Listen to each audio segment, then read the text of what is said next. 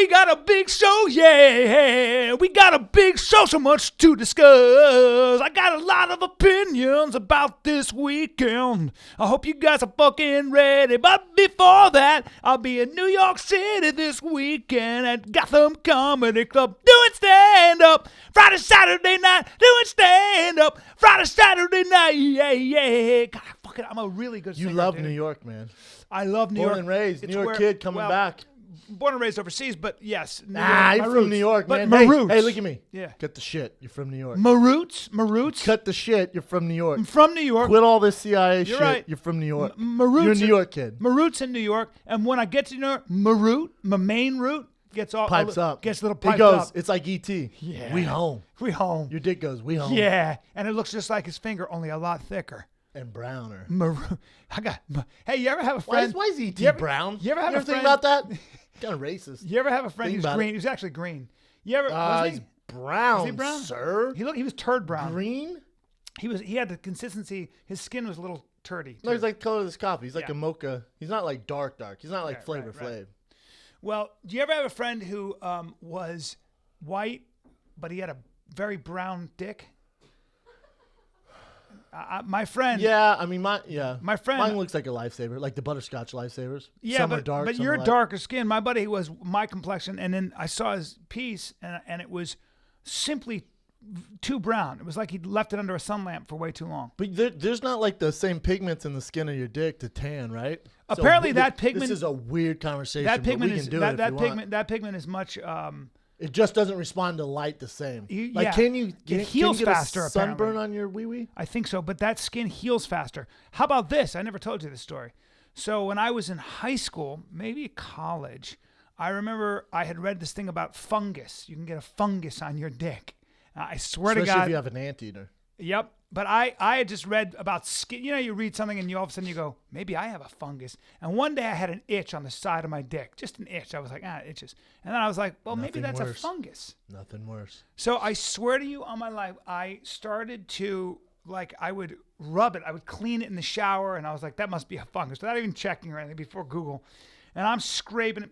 I am, at one point, the side of my dick rubbed it was raw? purple, black. It had a callus on it. And I was like, gotta go to the doctor now because this fungus won't go away. And I remember the doctor looked at my fucking dick and he goes, what are you doing? I go, what do you mean? He goes, what did you do to your dick? And I go, well, I had a fungus, so I was scrubbing it. He goes, why do you think you had a fungus? I go, well, because look at it. He goes, there's no fungus there. He said, "What are you doing?" I said, "Well, I took a brush to it. I would take a brush." God. He goes. I remember he kept saying, "Really? Really?" What was it? Like a mosquito It bite? was nothing. I had nothing. I had just in my mind. You do that now, though. You Decided freak I had yourself something, out. and You freak yourself out now. and I rubbed it to fucking death. Have you guys ever had jock itch? Like legit jock itch as an What? athlete? Yes. I had it Yes. And on my feet. before a football game. It was so bad I didn't sleep a wink. No. And I would grab my nut sacks and spread My nut them sacks. like nut sack and pull it like a bat wing and scratch it. Yes. Scratch it so bad I've been there. they were dripping with blood. And the next day, it's a fucking tropical storm in the game we're playing. I forget where we're playing, and it's wet, and I'm running like fucking like a porno star that just got done with a gangbang with some giant dick dude, and I'm like straddling and not running right. Nothing worse. Nothing I've worse. only had it that one time.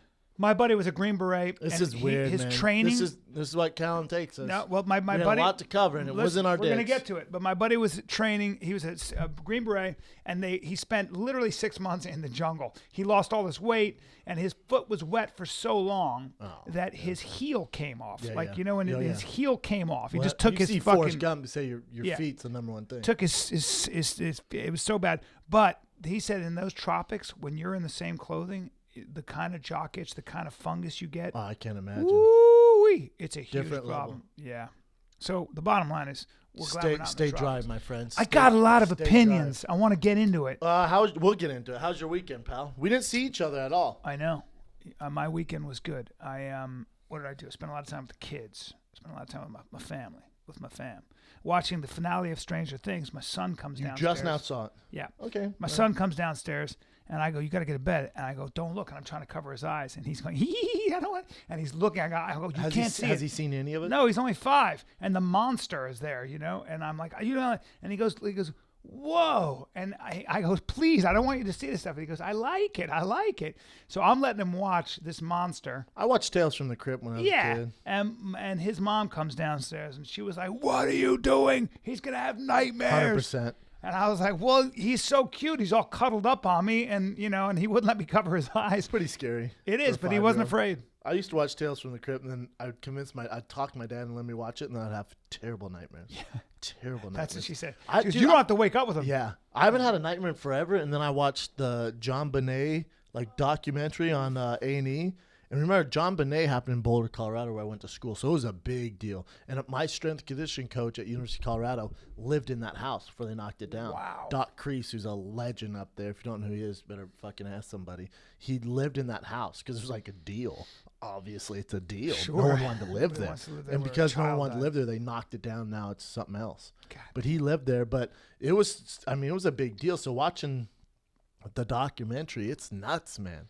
We still don't know who killed her. What is the theory? And in the documentary, that's still not.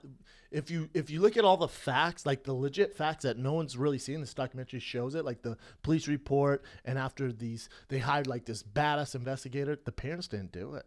That's the scary part. I thought for sure they did. I did too. And they show how the media just spun it, and but the facts, 100%, the DNA. There's a third person, unknown male that they can't find.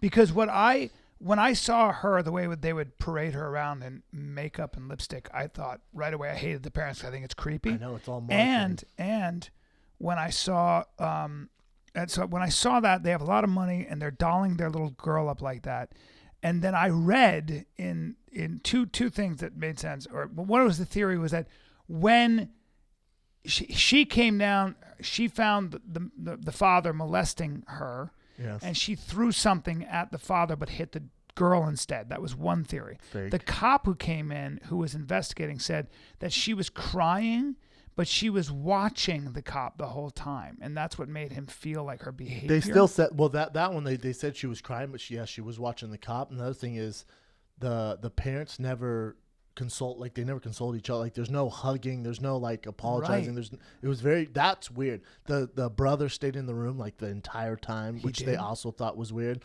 But again, you look at the DNA. How old was the brother? Do you know? Like 5 or 6, maybe 7. He might have been 7. But disaster. he was told to stay in his room, so so he didn't see any of this stuff. Right. And he just knew she was missing, and he didn't know she died for a while. But then, but if you look at the evidence, like there's DNA that they don't know from a male. And they found John Bonet. They found her in the house. In the house. And they know how they killed her. And so people. So how did she die? Blunt force trauma to the head? See? That's why you need to see this shit. So she was strangled. So someone broke, like there's paint supplies. Someone broke the handles off the paint supplies, grabbed a string from something down there and made like a noose. So it was a tourniquet, basically. So they wrapped around their neck and then tightened it. And then kept doing that. So this is how you know she was hit on the head after, because the marks from the rope around her neck, she was fighting for her life. So there's scratch marks. So you couldn't have hit her on the head and then scratch because she just didn't make sense. So she was doing that and then they hit her on the head. Was she molested? No, that's the fact that she wasn't molested either. That's not true. So somebody came in just to kill her. They had a forensic expert come in who deals with child molestation. He goes, no, there's no trauma. Is it possible that the older brother? There's no DNA. Is it possible the older brother as a kind of put something around her neck and? Nope. There's no way a 7-year-old. She's not that much smaller than a 7-year-old, so it'd been a real struggle. You think? So let me get this straight. You think a 7-year-old grabbed his sister out of the bed, used the taser, carried her down, and this is all being. So she got tasered. This is all being fucking Legion of the Shadows member. Dragged her downstairs to the basement, set up this tourniquet. Jesus Christ! You wait till the tourniquet. He tied up a noose, everything. As a grown, the force that was put on her to kill her is insane. So it's not a 7-year-old kid. It just doesn't count. Well, so someone's out there came into the killed her house. Still. They tased her. They brought her downstairs just to kill her and then left. Mm-hmm. And then, but the weird thing is they left a ransom note. It's super conflicting. What the fuck weird. is going on? There's a ransom note that said, "Give me," I think it was $175,000, $118,000. After she was already dead. No, like the mom, they were gonna go to Michigan the next morning. This is after Christmas, I think. The next morning after Christmas, they're gonna go to Michigan. So the mom comes downstairs. They have an early flight, and she sees John Benet's door closed. She's like, we usually leave it open. That's weird. She walks downstairs, and on the stairs she sees a piece of paper with the ransom note on it. It's very strange. I don't know, man. That's so It's insane. Do they have any working theories? Do they know it? Nothing. The guy who did it's just out there. Out there. And the mother died of cancer, right? Yeah. They got a divorce, and she died of cancer. And then the brother wasn't in the documentary. You can imagine the stress. Oh my, you kidding me? And the horror. And the dad, that he did the interview. He's like, they're broke. He was bawling. But what was weird is the mom, they would have, what's interesting to me, and this is probably where one of the suspects came from, they would have like thousands of people in their house walking through doing these Christmas parties or doing these events. You know what I'm saying? It just got announced that I think the dad's company went over $1 billion in sales. So there's like all this stuff lines up where someone's maybe getting money and didn't mean to kill her maybe, and they just end up killing her because the dad has money or he's broke? He did. Now he's dead ass broke. No one wants to work with him. Everyone thinks he killed his child. Well, that's the other thing. You get punished twice. That's what they're saying in the media. Because people don't believe that somebody could actually kill a child. But there are monsters out there that get off on killing children. This detective who, I think he had 100 cases and he solved 92 of them. He's like a monster. He's a fucking monster. They brought him in and he was saying like they didn't do it. Like the way the media portrayed it, it just made a good story. Do you remember his name? Was his name Richard Walter by chance? I don't know. Okay. But no, I don't think so. But he was just going through it, and he's like, "It just there's a third person involved here, and we can't figure it out." Man, oh man! I know it's evil. a bummer. And then the evil that men do, Yeah, but he was saying someone was fascinated, like the way he killed her with that tournament and the choke thing. Fetish. Yeah, it was a fetish. Yeah, sexual. They didn't rape her though. Right. Well, there are people that get off on. And there are people that get off on killing. Just that they. A little kid, man. Yeah, I read a book about that. There are people that get off on the act of killing. Is what let's gets not them read off. those books. I had a horrible nightmare. How could you not? That's what nightmares are made of. I wouldn't have those nightmares like if I didn't have a kid. Now I have a kid. I'm like, holy fuck! Now I was thinking about security in my house, up in security, doing all this shit. Well, it's the unthinkable, man. It's the unthinkable. It's the fucking worst thing in the world. Yeah, so I watched that, had a terrible nightmare, and then I just this is my thing. I got for me and my family, this weekend is our holiday. It's like our Christmas, man. Opening day in the NFL is a big deal. And you didn't get. I saw one quarter. Down one. I saw one quarter on Sunday. Who was the Sunday night game? Jets or Giants, Cowboys, right? Or no, sorry, Patriots. Cardinals. So I saw half of a quarter of that game. That's it. Because Thursday night had a meeting. I did that ridiculous post on Instagram where I forgot, and so I made the meeting. So I missed my Broncos. Granted, they won. And then on Friday at the Latin Awards. You ever been to Latin Awards? Sure haven't. Only white guy around. Yeah. Only white. Saul El Chapo's side piece though. Saul El Chapo's side piece. Cat something. She's the famous lady who's in those. She's in the Cartel soap opera there. That's why he's infatuated with her. How's she look? Pretty good. Yeah. Especially for El Chapo. How old is look she? at El Chapo. Well, yeah. He's not. I don't know how old she is, but she looked good. But one thing about the Latin Awards is they don't mess around. I like me a Latin. My girl's Latin. There's some of the best looking women on the planet, maybe the best looking women. I would. He's there. They're up there for creme de la creme. Yeah, for you should have seen the for awards. my type. You should have seen the awards. You would have freaked out. Yeah, Some dancers and some ass. Not a flat ass to be found. Not a flat ass anywhere. Oh, you flat ass, you get turned away at the door. No. Even I had to perk my shit up. No girls are wearing flats. No flats. Dressed to the and nines. No flat asses. Booty. Flat is not a word that's used at the Latin Awards. Great coffee. Had to dip out early. I love the culture. Personally, love the culture. I love everything about it. Me too. I love it's celebratory. My favorite audiences, I say it every time, are Latin audiences. They come to laugh. There's something about it. I fucking love them. I'm, to be honest with you, I want to be a Latin dancer. That's all I want to be. Dude, they had Latin dancers. I'm not kidding. They had Latin dancers. It was like 3 guys, 3 girls. They could dance. They can dance. Off. They live. There's all music there. Like everything was music. It was cool. It's incredible. Cool. So I had that, and then on Saturday had shit, and then the fights. But I saw some college football, and then on Sunday, my girl's brother just graduated from college, so we had that in Glendale. Went to another Mexican restaurant. I'm all Mexican now, man. Went to a Mexican restaurant, and just had no downtime, man. Do So I people missed all think the you're games. Mexican usually, or Latin at least, when you go to these awards? Do they start speaking Spanish to you? A few do. Yeah, a you, few you couldn't do. look more Spanish. A few do. Yeah, What can you do though? it's a good thing to look like. Maybe until they realize you don't speak Spanish. That's a bummer. It's a bummer. Are you I know thinking? Is there some. any way you might learn Spanish because your son's going to be? Well, fluent? in my house, they only speak Spanish. Yeah. When I say they, it means my girl, her mom, And and soon then your son. Tiger. And yeah, soon Tiger. My son. They only speak Spanish to him, so I can understand what they're saying. I can't speak. How it, though. cool is that, though? Your son's going to be bilingual. Pretty cool. Yeah. I went to or yesterday we were in Glendale. There's a Disney kids store. I didn't know they existed for Disney babies. We went ham in there. I gave him a little Buzz Lightyear outfit. That's great. Dude, I love dressing them up like little monsters and characters. He's probably like, he's gonna look back and be like, what the fuck? Dad's going to have Anything that with kid a hood and ears on, I'm in, man. You're I gonna can't get that enough kid's of going it. to be well dressed his Oh, whole yeah. life. And loved. That little bastard's loved. He's loved. It's like crazy. That's. I feel Latin like I feel my family? kids are a little too loved. Sometimes I feel like they're so spoiled. Nah, you need that, man. Do you in life? Love for When sure. they're especially little, when they're right? young. I love the fuck out of them, so they get everything. It's a different kind of love, I feel like, with Latin. Like, I always make the joke, white people suck. Yeah. Like, the love's just different. You Well, know? not only is like it my I'll dad t- be like, love you, man. Yeah, Latin. And then Latins, it's like, Yeah. I don't even know them. They're hugging the shit out of me, kiss me on the cheek. That's what I love Like, about what it. do you need? I'm like, Yeah. nothing. What do you want? Something from me? Punishment can come pretty quickly too, and it might even come physically. They'll take a but that's swift okay. hand to your face. They'll take a swift hand. It's They'll not take that new age thinking. It's like you fuck up, I'm gonna smack the shit out of you, but then I'll love you. It like everything happens there, like fights. What the fuck? And Passion. Then, yeah, it's passion, and then it's over. It's over. You get it out. Where'd you They're watch the fights Emotionally at? healthy. Watch the fights at a place called the Sagebrush Cantina in Calabasas. You My know it. God. He knows it. Do- Have do- you been there does too? it- We got people who know it. Does it come with a razor blade to slit my throat? My God, been there a long time. And right behind us was an 80s band with a bunch of people my age dancing to 80s music. And So people weren't there to watch? As Eddie Murphy said, they were dancing to the words. They don't dance to the beat.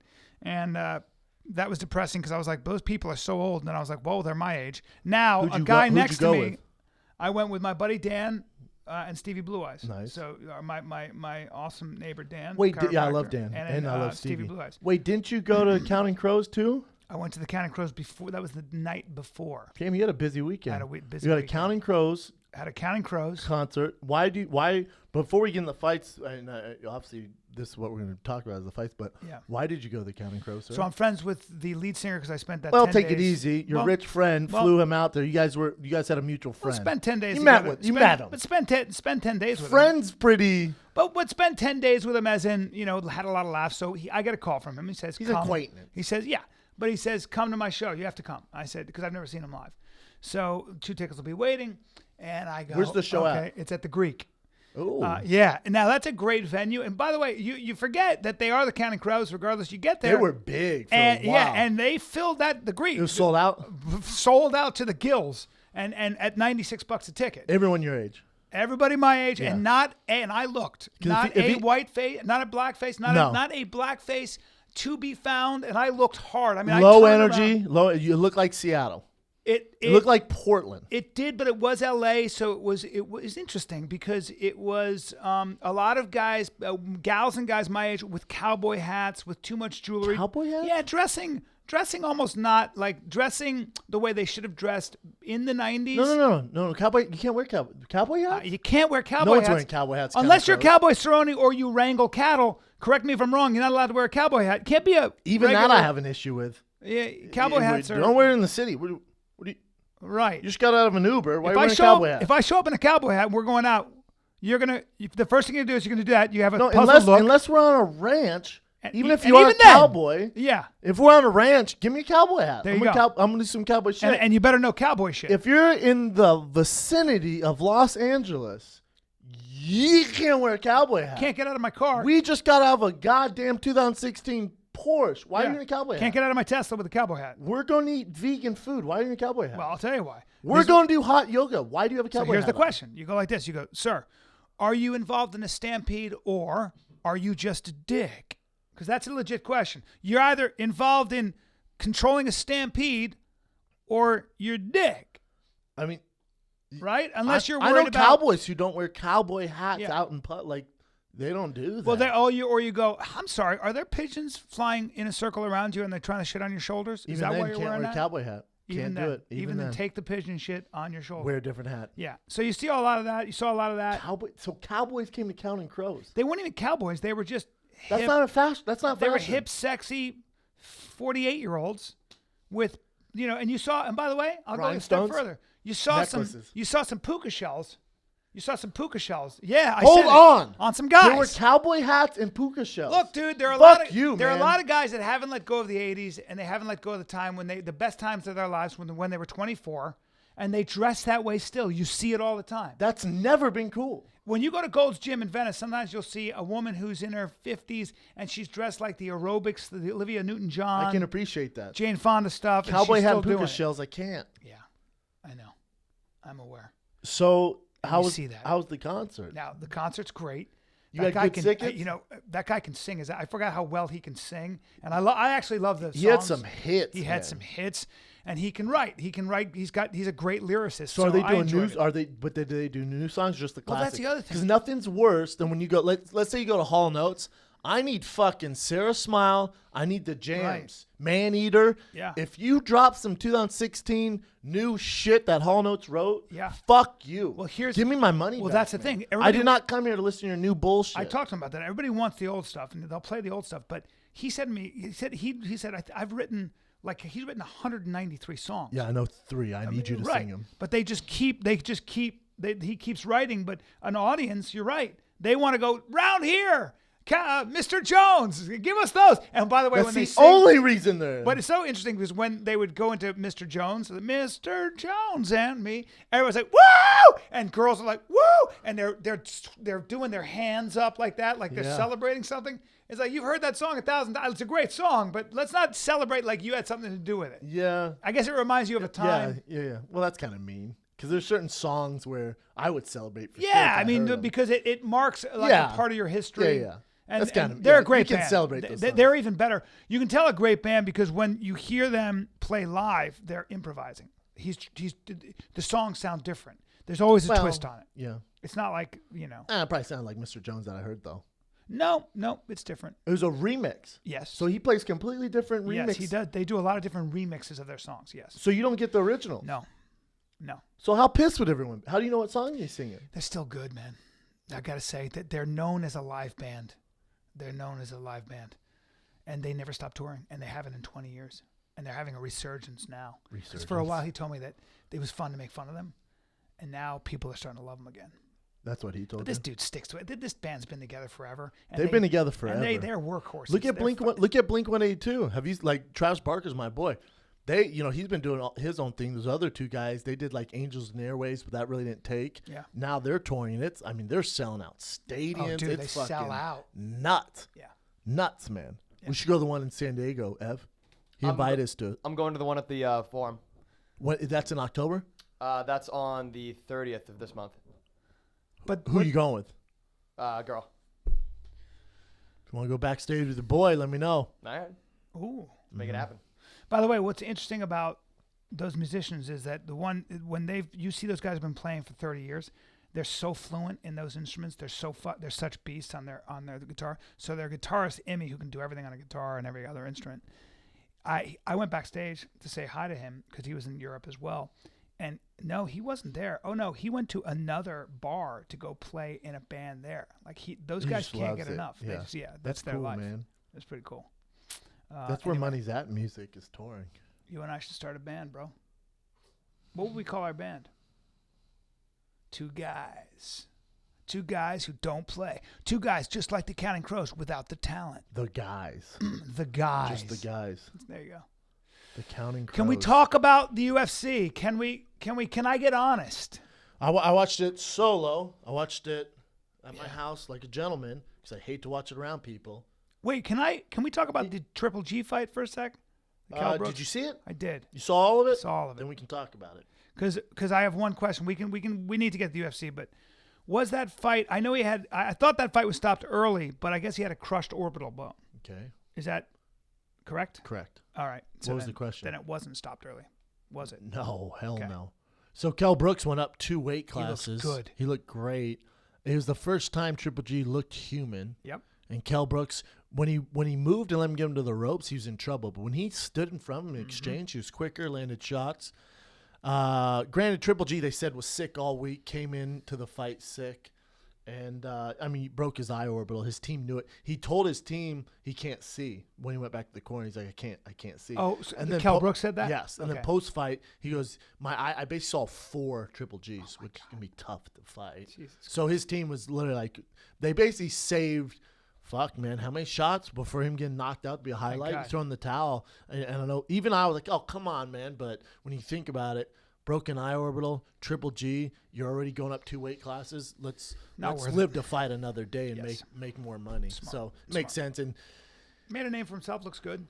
Made a name for himself. Kell Brooks has been a big deal for a while. I mean, he sold London out. Triple G couldn't sell London out. Wow. Yeah, no. Wow. Yeah, that O2 arena. Yeah. They looks were very they were good. there for Kell Brooks. Looked very good. He's 34-0. It's Kell Brooks. The pride of Sheffield.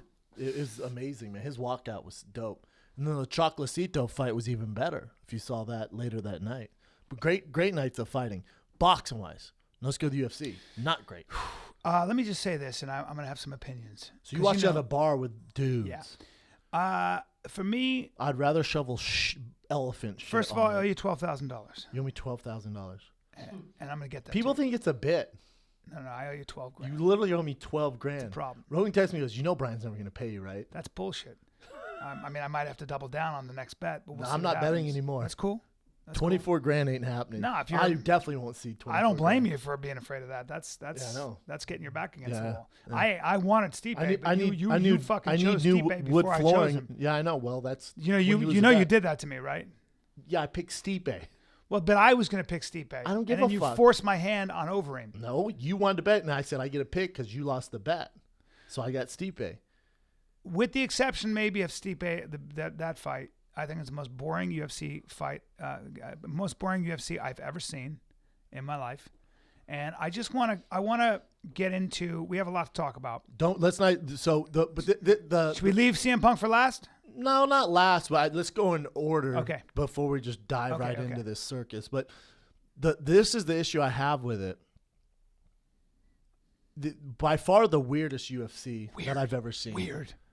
Most boringest. I wouldn't say most boringest because the anticipation for CM Punk, the heavyweights, but it was such a strange night. Like you had Travis Brown. That fight should have been stopped early. He was getting his ass whipped and broke his finger because of a punch. Then you have CM Punk's debut. We'll get into that. And then you have the way Overeem fought where he was so weird. Literally running. So weird. Like running.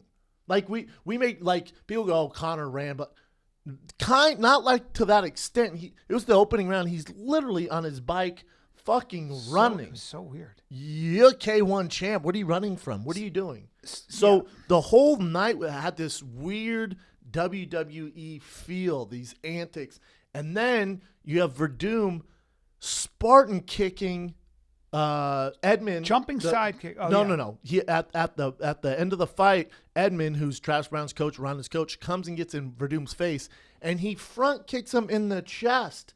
And they have to have security come in. And you see Dana's literally like, holy fuck, this is a complete shit show. The guy, Ari, who owns William Morris, Ari Emmanuel is sitting. I bet that's the first time in his life he went, oh, I fucked up.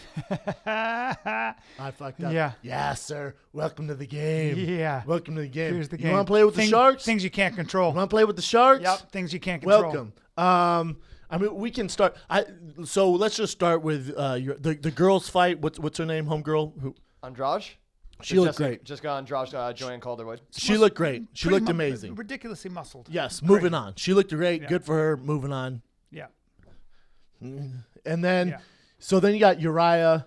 Jimmy Rivera. So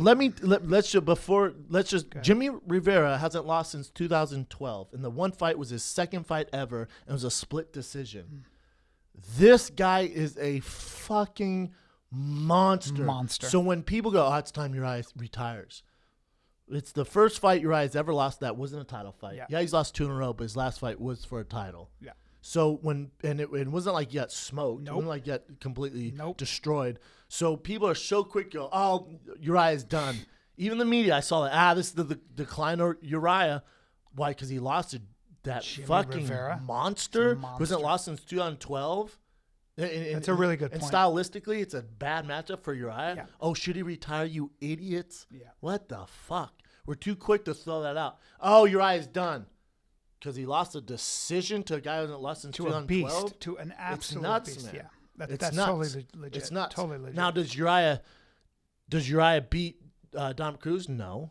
But Uriah can hang out in the top. He beats everyone Top five. not named Dominic Cruz. He can hang out in the top 4 and Yep. make a fucking living. And really he doesn't take much punishment. He's always exciting. He's Smart always exciting. guy. Some Smart of as the shit. projects he has going on is And crazy. doesn't take a lot of punishment to his leg in this fight, Again, but not to his head. And Rogan said the same thing, and I said this as well. I wish it was a 5-round fight. That's a main event fight, especially how slow Rivera starts and stuff like that. But not a great fight. No. Okay, so then you have that. Cautious, yeah. So then after that, you got CM Punk. Yeah. Let me talk about that. Let me make my comments on these fights, and I want because I'm a fan, and I want you as a fighter. Don't what let I'm me saying? make this bias. Yeah, go ahead. So Don't let me make your opinion biased Yes. based off me. Go ahead. So CM so CM Punk has what happens to him what we all thought was going to happen. And the greatest thing was when Mickey Gall goes, "What'd you think was going to happen?" Right. CM Punk got off very easy. He could have got his head caved in, and instead he got double-legged, thrown to the ground, punched in the ear a couple times, and then he got choked out. Best case scenario for his health that could have happened. Totally predictable, obviously, and of I course. called it to a T, by the way. You did, right? To the exact T. Yeah. So he's gonna get taken down. Yeah. He's gonna get his back. We're gonna get choked. You know what it was? It was almost To a like T. if I said to you, for real. It was like if I was like said to you, "Hey, Brandon, come on, for real, let's go." You'd be like, "I don't want to fucking hit Bryan. I cave his head in. All right, let's go. I'm gonna double leg you. You pick me up, and the only difference was you choke me up faster, but it'd be exactly, and you wouldn't hit me in the head. But I mean, it was literally what an expert would do to a guy like me who says, "I think I want to fight you." Now, having said all that. He gets humiliated. We all see what the truth is. We see what it's like. I love it because it shows you just how hard it is to be in the octagon, what it takes to be in the octagon. And if you haven't gone through the meat grinder, through the training, through the, you should not be in the octagon. We've said this a lot of times. But what killed me, and I have a psychological point of view on this. I was like, I feel bad for him. He did his thing. Go away now. I felt bad for him too. Yeah, go away now. It was embarrassing. You embarrassed yourself. But you know what? You tried. It took 2 years. I get it. I respect that. I told you from the beginning, I said, I respect your guts. This guy at the press conference still doesn't get it. The guy is saying, I hope I don't get cut, as though he belongs in the UFC. I want to get back in there as soon as I can.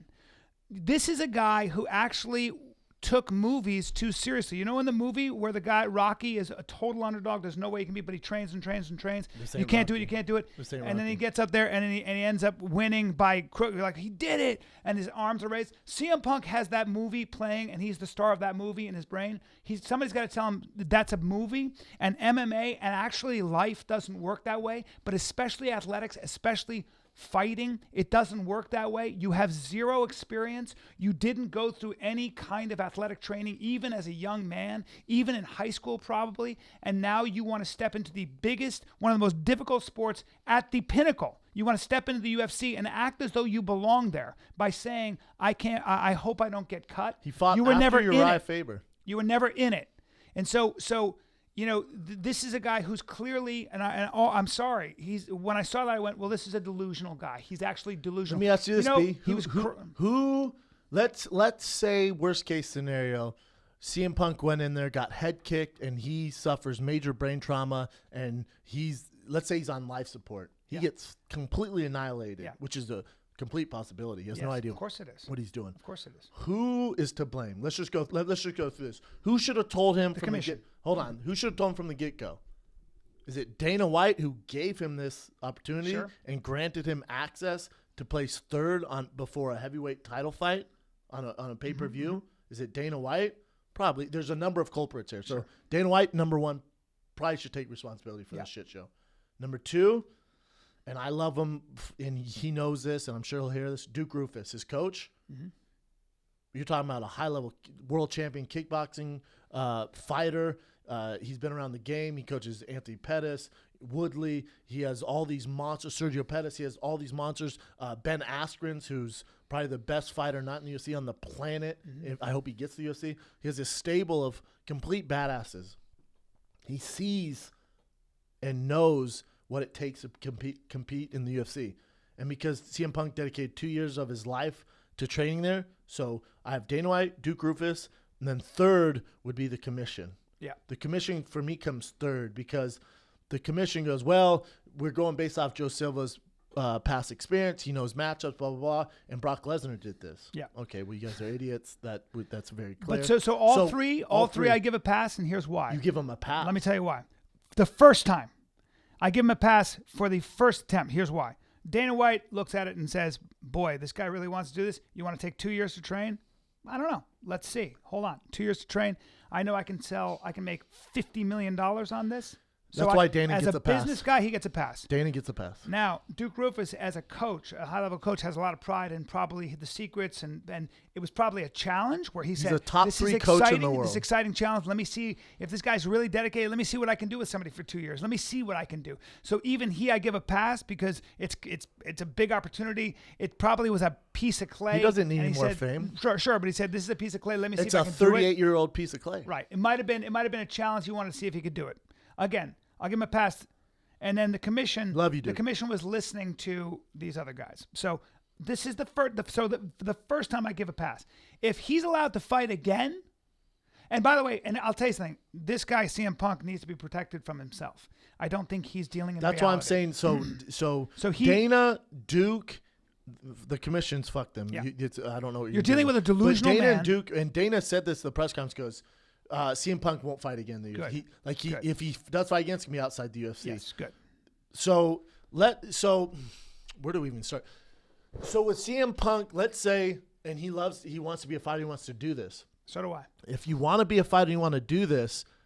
Come spar over it. No, hold on. You can't say it's about the purity of the sport and you love the sport. If you love the sport, you could have went down so many different avenues. Yes. If it wasn't about the $500,000 that you made, which you were the third or fourth high-paced guy on the card without any experience, and then pay-per-view bonus, you're making 7 figures. So you got paid 7 figures. If it's not about the money and fame and the recognition, which is like it's not about that, this isn't about this, you're wrong. Because if it wasn't, you would have went and fought at your level and fought at the amateur 100%. ranks, or like Dana White offered you could have went through the Ultimate Fighter and could have earned your stripes. Exactly. But you wanted the recognition, you wanted to belong in the club, which is it's fucking tough to get in this club. And man, you got to have some credentials. In the UFC, and you just to got be on right the UFC in. roster. It's like all those fighters in the world. You mean all those Olympic wrestlers, all those guys who fought all their life? What? Yeah. You want to be part of the Abercrombie Fight Club? It's going to take some work. It's going to take some work. Yeah. Yeah. You just don't get right in. He got right into the club. In.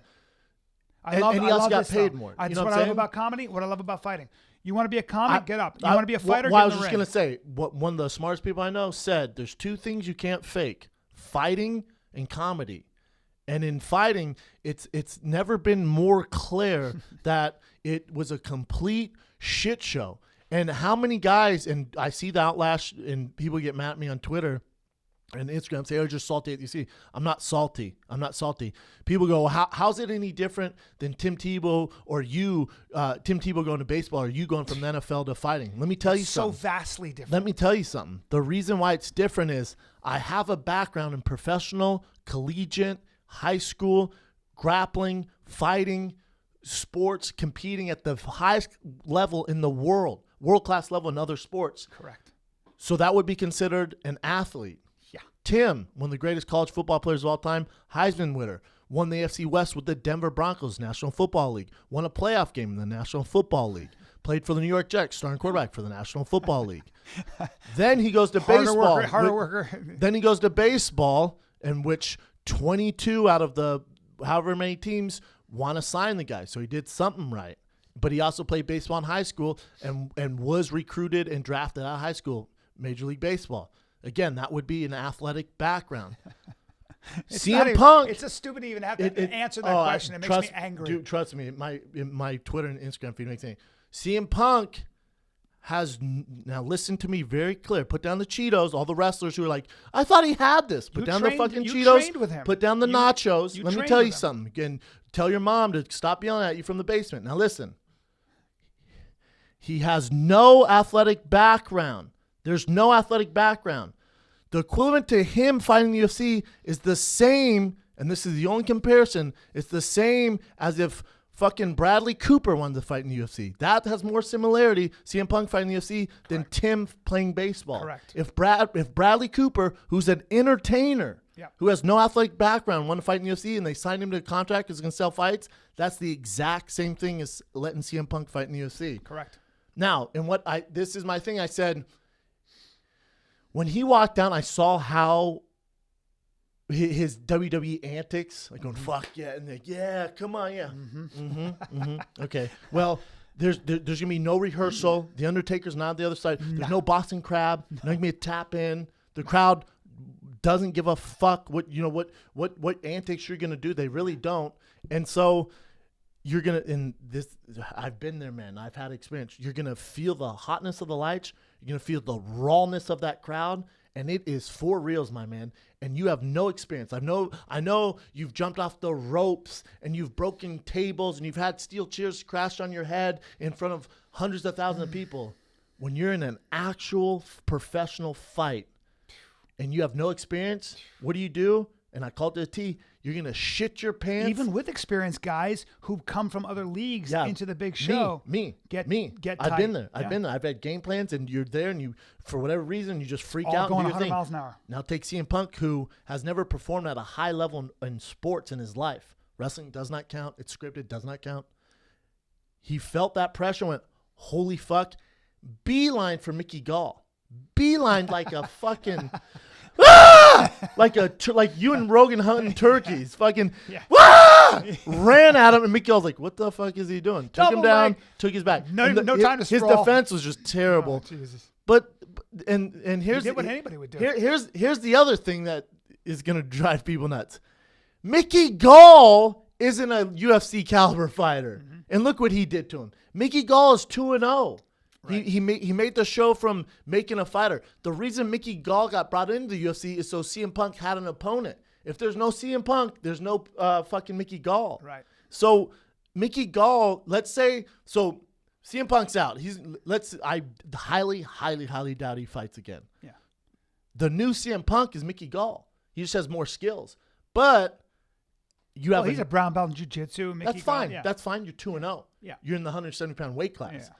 So you beat CM Punk. Now you have a name. Now you're calling out Sage Northcutt, who will completely rip your face off. Is that right? You call out Sage Northcutt. He wants Sage Northcutt. Well, do you think Sage will go ahead and take that fight. Let me know how it goes for you. Now, Mickey Gall is thrown to the wolves now. Now everyone's going, wait, he has fame.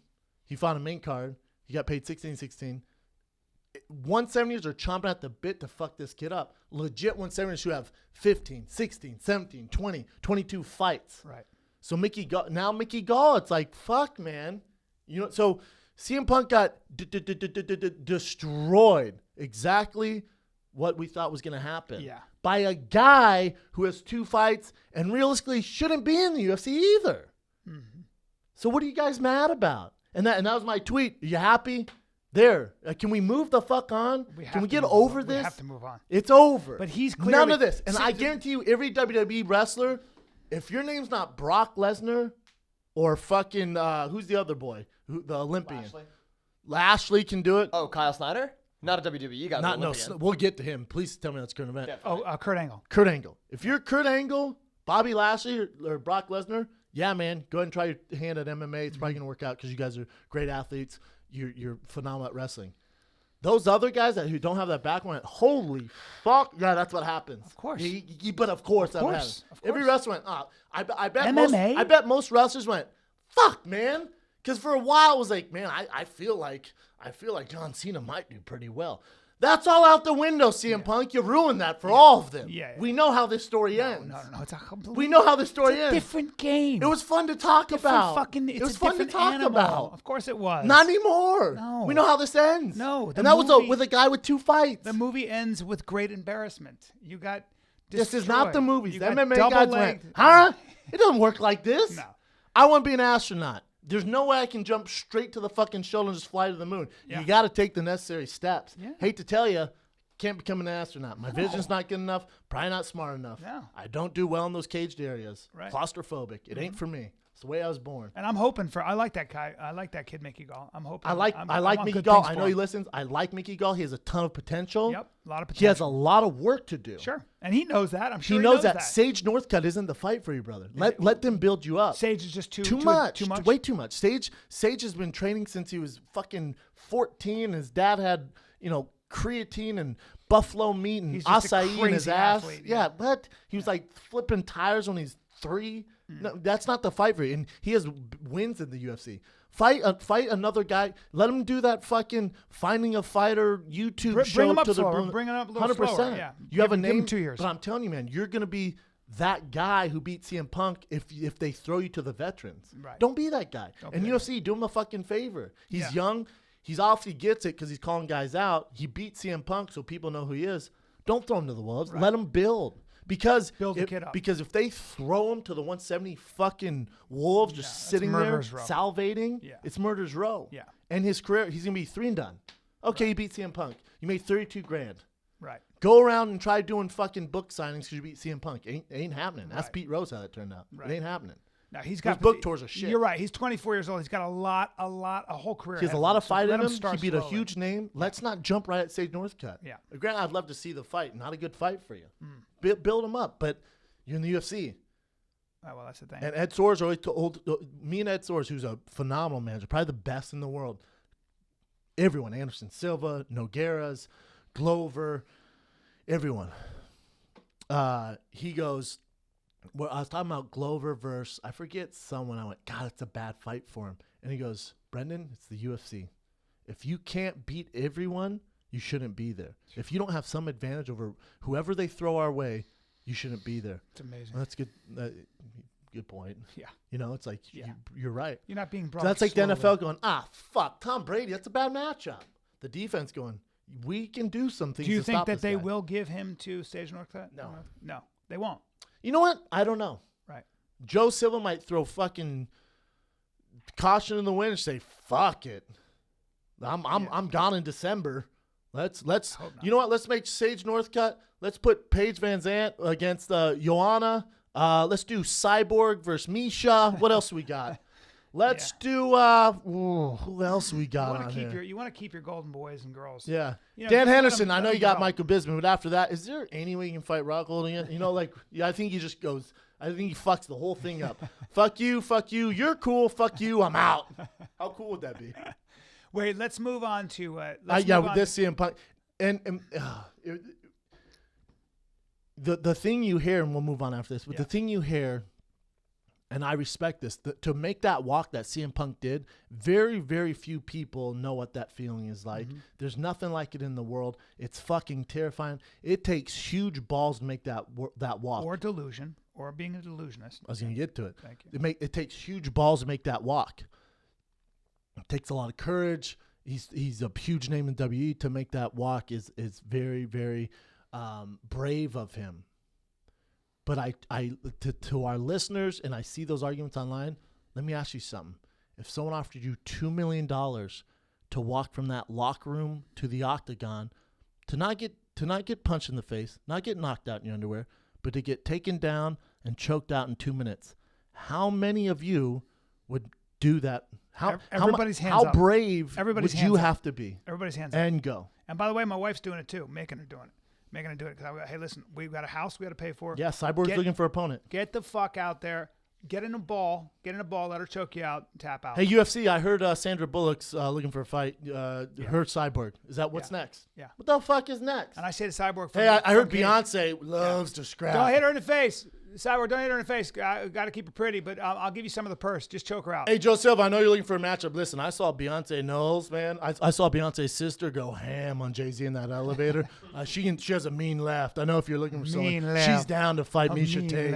What's next? I don't know. But to Dana's credit, I think he went, all right, we tried that. Get the fuck out of Absolutely. Absolutely. And it was here. I'm interested. I'm interested to see what the ratings are. I think they're overestimating how big of a draw CM Punk was. Because Stipe over him, not a draw. Love the fuck out of Stipe. Have all the respect for the world for over him. They're pay-per-view, they're not a draw. Right. Travis Brown Verdum, not a draw. Not a draw. Not a draw. They're just not. Draws are different. I want right? to talk about that fight for a second. Which one? So let's move on. Travis Brown. We can talk about the CM Punk thing. So now let me get into Travis Brown Verdum. Let me give you my fans' perspective. Couple things. God damn it. First of all, why did Verdum look like that? I have to say, I don't know, and I'm not casting aspersions, but I have to speak my mind. I don't know if it's drug testing. I don't know if he was eating more meat. I don't know, but there's a visible difference. Meat don't do in that, his dude. body. There's a visible difference in their bodies. There's a visible difference in their speed. There's a visible difference in their energy.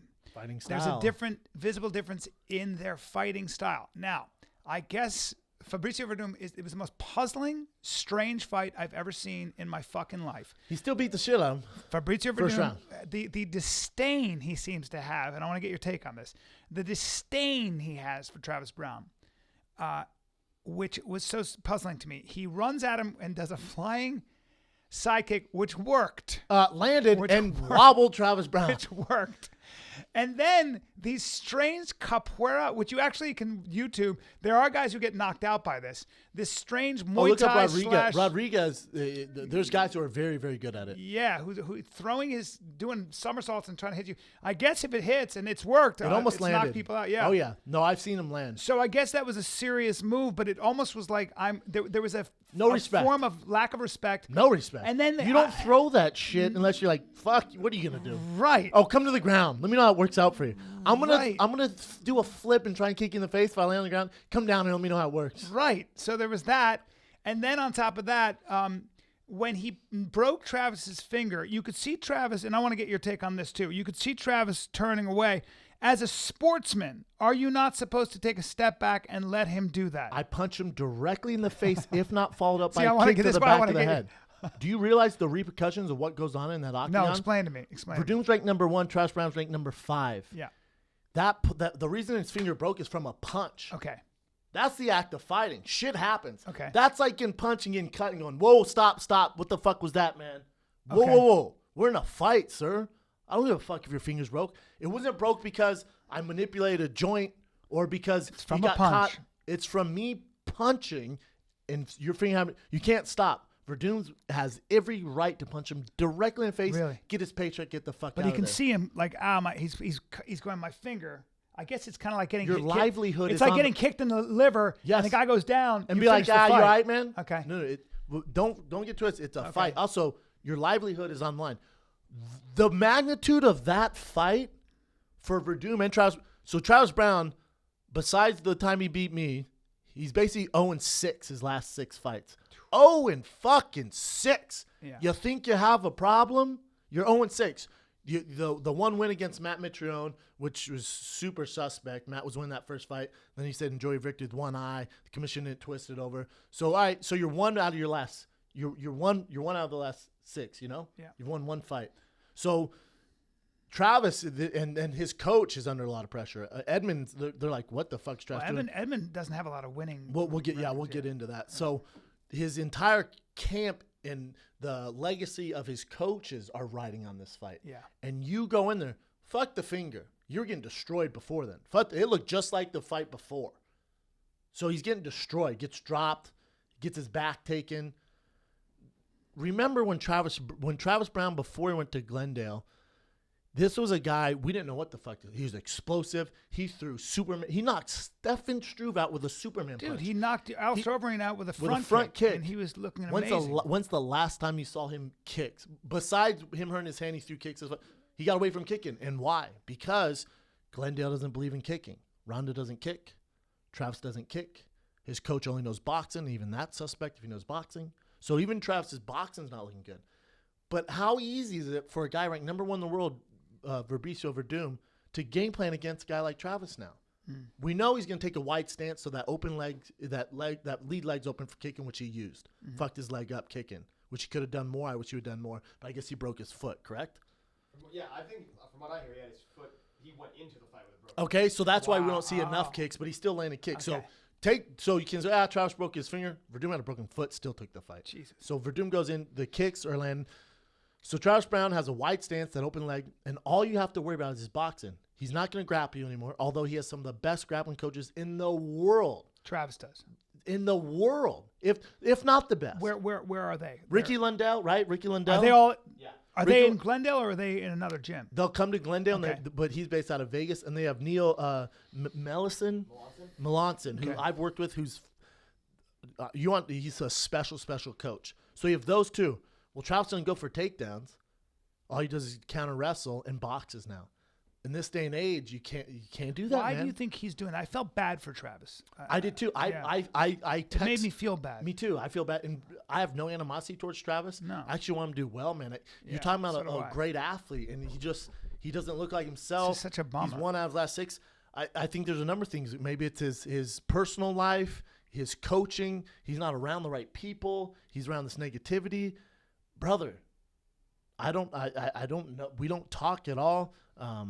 You got to do something, man. Go back to Jackson's. Yeah, change it up.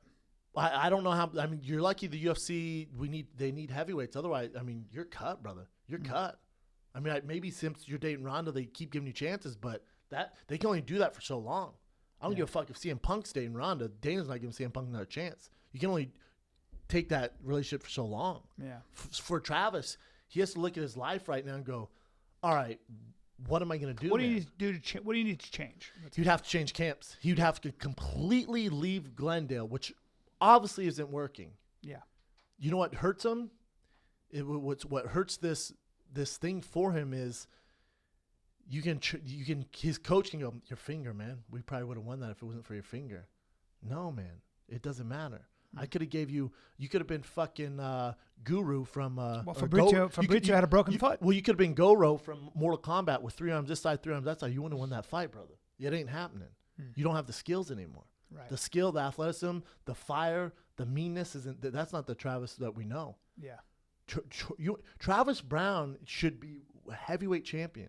Anything less Or at least up is there a failure. in the top 3, right?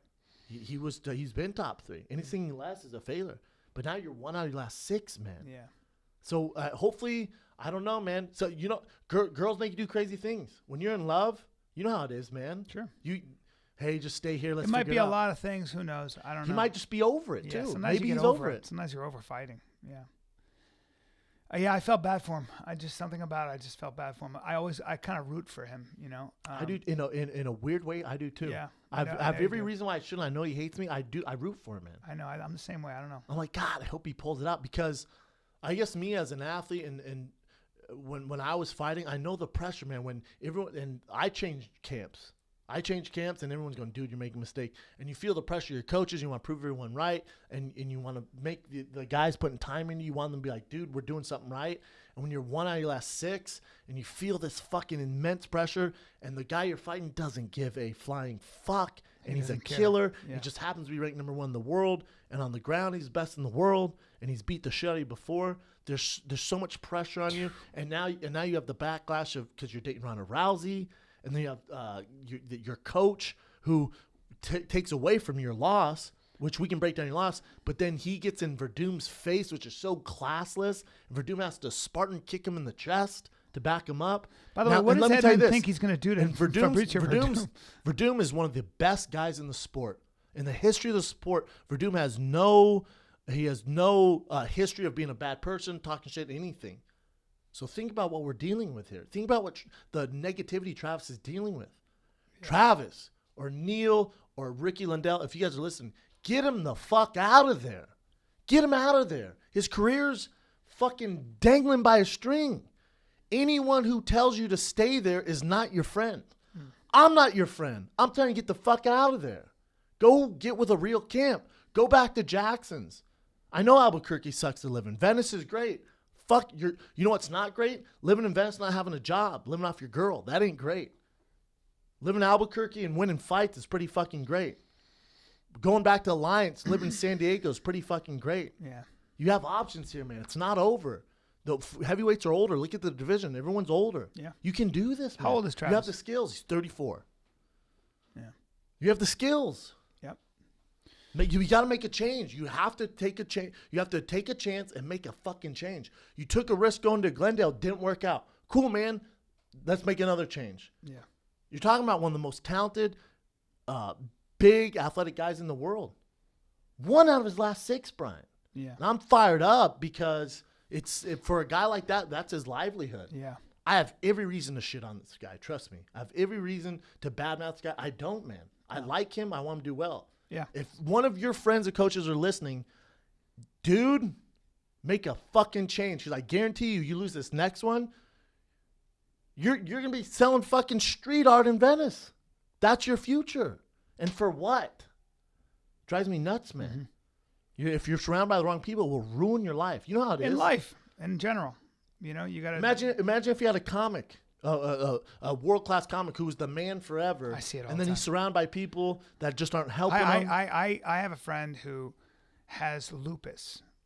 Just found out. And she doesn't have any money for this treatment that really works for her. What is lupus? Lupus is an autoimmune disease, and it's pretty much, it can be fatal. It's really, really bad. And I was talking to her, and she's still dating this dude who has a lot of money and gives her no money, and he's mean to her. So what's the point? And I was like, "What are you doing?" I said, "Why are you still dating somebody who is essentially lending himself to your destruction?" She doesn't value herself. She doesn't value herself. Her dad left Like her. I'm a goddamn Her dad psych. left her, and so she's reliving that trauma. 100%. Oh, and by the way, he's way older. And by the way, he's But of course. really gross She's looking. the father figure she never had, He's a disgusting and he's human rejecting being. her, and Yeah. that's what she's used to. She showed me a picture, and I was like, "Oh God, but she's, he makes me happy." All right, there it is. Keep telling I yourself can't that. help you. There's nothing you can It's do. like a guy said to me, a director I know came to me and said, "How do you have so much energy?" And I go, "Well, he goes, well, tell me about nutrition and stuff." And then and I'm not He's exaggerating. smoking. He lit up a cigarette, and I go, "You have to quit smoking." He goes, "No." I go, "I can't It's talk over. to you. It's over. I can't go further. We have to clean up a lot. People do weird things." I didn't plan on getting into that Trust Brown shit this deep. Listen, man, I think it's- but as a fellow fighter, You're before this obviously whole Rana fired up. stuff, Travis and I were actually cordial and good friends. Like we're You've you know, always cool. said you've always He's a liked good guy. Yeah. Quit listening to You the wrong want people. the best from him. Let's I do move too. on. Let's I move do on too. from that. I do too. That was fair. That was fair, man. You didn't say 100%. anything. No, I'm You not didn't say saying anything. yeah. Fuck. Not saying anything that any my dad would look at his record. Yeah, he needs to change cams. Of My dad course. doesn't know shit about Of fighting. course, it is what it is. Now let's talk about another Fucking very Fetty Wap with strange- one eye would look at his record and be like, yeah, he needs to switch. He'd be like, well, yeah, all right, 1-6, let's switch Yeah. camps up. So Main event. main event. Now, I owe you $12,000. Now I had secretly had Stipe. Doesn't matter. I know. I'm just saying. But this is from and Stipe looks great. Alistair. It was a very strange occurrence. Did you watch the press? Did he say anything in the press conference besides he thought he tapped? Which we'll get into that. Did he say anything? No, nothing notable. It's the worst. This is the worst I've ever seen him look. Hold on. You finally get a shot at the heavyweight belt, and that was the game plan. So here's what I think. Why was he running? I feel like Alistair Overeem doesn't believe he's like. You have to believe that you deserve being a champion. Steroids a hell of a drug, Bryan Callen. Might be also that. He You know what has been Uberim caught. would have done to Stipe? You know what Uberim, who was who you want to talk about a fucking destructor of a man, a Yeah. guy who, Brock, you have whatever fuck tuberculosis, where the fuck it was in your gut. I'm gonna Diverticulitis. kick you in the gut Yeah. and walk through. That Overeem beats anyone in the world. Yeah. The Overeem that we saw, he was scared. He was on his bike. He looked like me at Metamoris It against didn't even Cyborg. look like he was He was scared. running like me. But for me, it looked like he was lackadaisical. It looked like he's scared. Like I'm sure for you, but for me, it it looked like he was, it looked like he knew that Stipe wants to get him against the cage and go to work. That's Okay. what Stipe does his best work when he's going forward. Your back's the cage, then he does work. I got you. From takedowns to everything, goes to work. So I think he thought, if I get my back cage, you usually use footwork and circle out. When I say footwork, I don't mean get on your bike and run away. He literally looked like me in Metamoris. So what is that? What is that footwork? What is that? What is? I don't know. I don't know what that is. There's no school in fucking the Netherlands, America, Just California. running in a it was circle. straight up running. There, But it was also a You're a K1 but you don't fucking know champion. But wait, it was also a lazy jog. It's like the kind of jog you do when somebody's like at a stoplight and the light is green. I agree. And you got to run, but you don't really run. You kind of jog. Dane Cook has a bit about that where you just kind of jog slowly. Yeah. He was doing the, hey, thanks for holding your car up. Like no sense of urgency. No, let me just jog. I was like, what the fuck is going on? Let me tell you, B, think about this. How long does he know about this fight? 12 weeks at least? 13 weeks? Yeah. Someone came up with that game plan. Which was? To run. If your back's against the cage, you'll run. I'm a counter striker, so when my back foot would go past that black line or touch the cage, you circle out. You use footwork, you circle out. You take angles, you circle out. No one in the history of fighting goes, I need you to turn your back and fucking run. Get to the center of the cage. Turn your back and run. Fucking run. Take a jog. Take a lap. But I'm Alistair Overeem. Take a lap. I go, but I'm Alistair Overeem. Go ahead and take a lap. I'm probably the most technical striker in the heavyweight division of all time. Have you seen my credentials? I get that. Here's what we're gonna do. Forget all that stuff. But I've won 4 in a row, man. I beat some of the very best in the world. Again, I get that. Here's what we're gonna do. You're gonna come out to the Pride Anthem. It's gonna be sick. You're gonna come out to the Pride Anthem. You're gonna be wearing Reebok. We're gonna put you in Reebok. You're gonna walk out to the octagon. Now, when you get in there, I want you to look like you're fighting that K1. I want you to give him that fucking the ream stare. You know what I'm talking about? We need the ream stare. Then you guys touch gloves. I'm going to need you to turn your back and run. Excuse me? I'm going to need you to turn your back and run. The fuck? Take a lap. Lap it up. Lap it up. Take a lap. Don't throw a couple shots. Now run. You know what's a bummer? Stipe glances at the clock, or maybe someone said something. Ohio! And Stipe literally goes, huh? Boom! Dropped on his ass. Oh, is that what happened? Where he looked at the fucking... Yeah, he looked at something very briefly. Boy. Goes, what'd you... And then gets dropped to the ground. Yeah. Overeem is a natural striker. This motherfucker went for very similar to what Nogueira did, but Nogueira's a jiu-jitsu fucking phenom. So his natural base is to go to grappling. When a guy's in trouble, he does. Remember Frank Mir knocks him unconscious, basically, then goes for the guillotine. Mm-hmm. Or remember that? Mm-hmm. And then it transfers, and then Frank Mir ends up getting his arm and ends up getting Conor. Snapping that shit off like a chicken wing. Sure. That makes sense to jiu-jitsu guys. Overeem, you were running, you knocked him on your ass, and your default was to go to submission. So what should he have done there? He should have almost wrestler, seatbelt and punched away, and he would have been a heavyweight champion of the world. Oh, man. Instead, he went for that guillotine. And trust me, Stipe, we've trained together many times, literally impossible to submit. Well, I've never seen a head that big. That almost sometimes makes it easier. Literally impossible to submit. We had black belts, and he's like Rashad Evans. Like Rashad Evans, his offensive jiu-jitsu, off his back, isn't great. He's going to get the fuck up. Good luck holding him down. Yeah. But if you ask him to do a go-go plata or a half guard sweep, not really. But you're not submitting him? No. They literally, I was like, what the fuck? Why? Because he's wrist control. He's too smart. He has a great base from wrestling. He's strong. He's smart. You're not submitting that guy. And by the way, Stipe, 246 pounds going into that fight. Big boy. Just bone. Just bone and That's muscle. his thing in cardio. So and cardio. He was in trouble, and then, Overeem probably heavyweight champ if he doesn't do that. And please, if I could I jump ahead to the guard that he was exhibiting? Can you explain to me what was going on there? He didn't control posture and just got punched in the face to the motherboard turned off, in Stipe's words. Till the motherboard turned off. In heavyweights, it's jiu-jitsu 101. You have to control posture because a heavyweight ground and pound post up is going to end the fight. Yeah. He's going to Overeem has too much experience for this stuff. It's very strange. That's what I mean, though. That's why I feel like he didn't come in to win. I hate to say that as a non-athlete like that, but it just. I don't know his motives, but you're not in the wrong saying that because his game plan, his mentality, and just the whole way it went down. You're not wrong saying that. That's a fair assessment. Yeah. This one the night I was like, you know what? I feel like throwing up. I had a bunch of grapes, cotton candy grapes. It was my cheat meal. I felt like throwing up. And then Overeem gets on the mic. He goes, I actually saw him tap. Roan goes, really? Let's play it.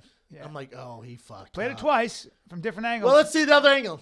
Well, I like the way Rogan kind of stopped that. Rogan goes, Thank you very much. Look forward to your journey. We'll see you later. Because Rogan's a good guy. Yeah. Most guys, you can be like, I don't see it, man. What the fuck are you talking about? Rogan knows. But also, Rogan told Dana afterwards, like, dude, don't have me interview guys who get KO'd anymore. Don't do that to me. It is fucked up. It's not Rogan's call. You guys know this, right? There's a truck in the back that Rogan has an earpiece. Okay. They go interview this guy, ask him this. Rogan has some of his own stuff, but they go ask him this. because the Overeem might have been still kind of murked and Excuse me, he just got knocked out a minute ago. Yeah. You put him upright, You're put a not mic fully in his conscious. face. You're not fully I have conscious. interviews. I think after I lost to Ben Rothwell, they put a mic in my face. You don't remember it. I remember it's scattered. It's like watching a movie and fast forward or rewind. There's certain parts you see, there's some parts you but you're emotional. The fighters do one of two things when you get knocked out. You get Angry or they really, wanna really cry. emotional, or you want to fuck someone up. Yeah. It's very rare you see one and they're two extremes. Yeah. I don't really get mad. I cry like a little baby. They put a mic in front of my face, and I was like, I don't know if I should do this. Is after Rothwell. Granted, I went on to win fights after that, but I was literally like, I don't know if I should do this anymore. I don't know what happened, but my management should have been, whoa, what the fuck you doing? Don't interview him right now. Look at him. He just got fucking murked 30 seconds ago. What are you doing? That's a very good point.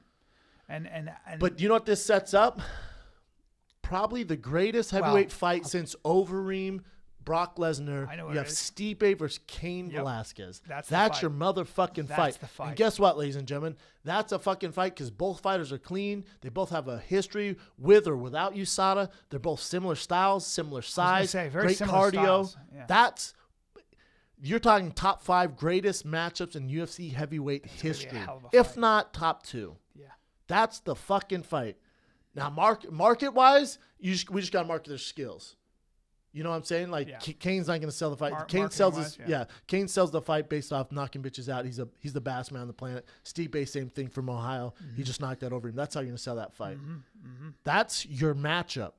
Don't overthink this, Dana White Joshua. That's your fucking matchup. 100%. And also, in the heavyweight division, there's no one else.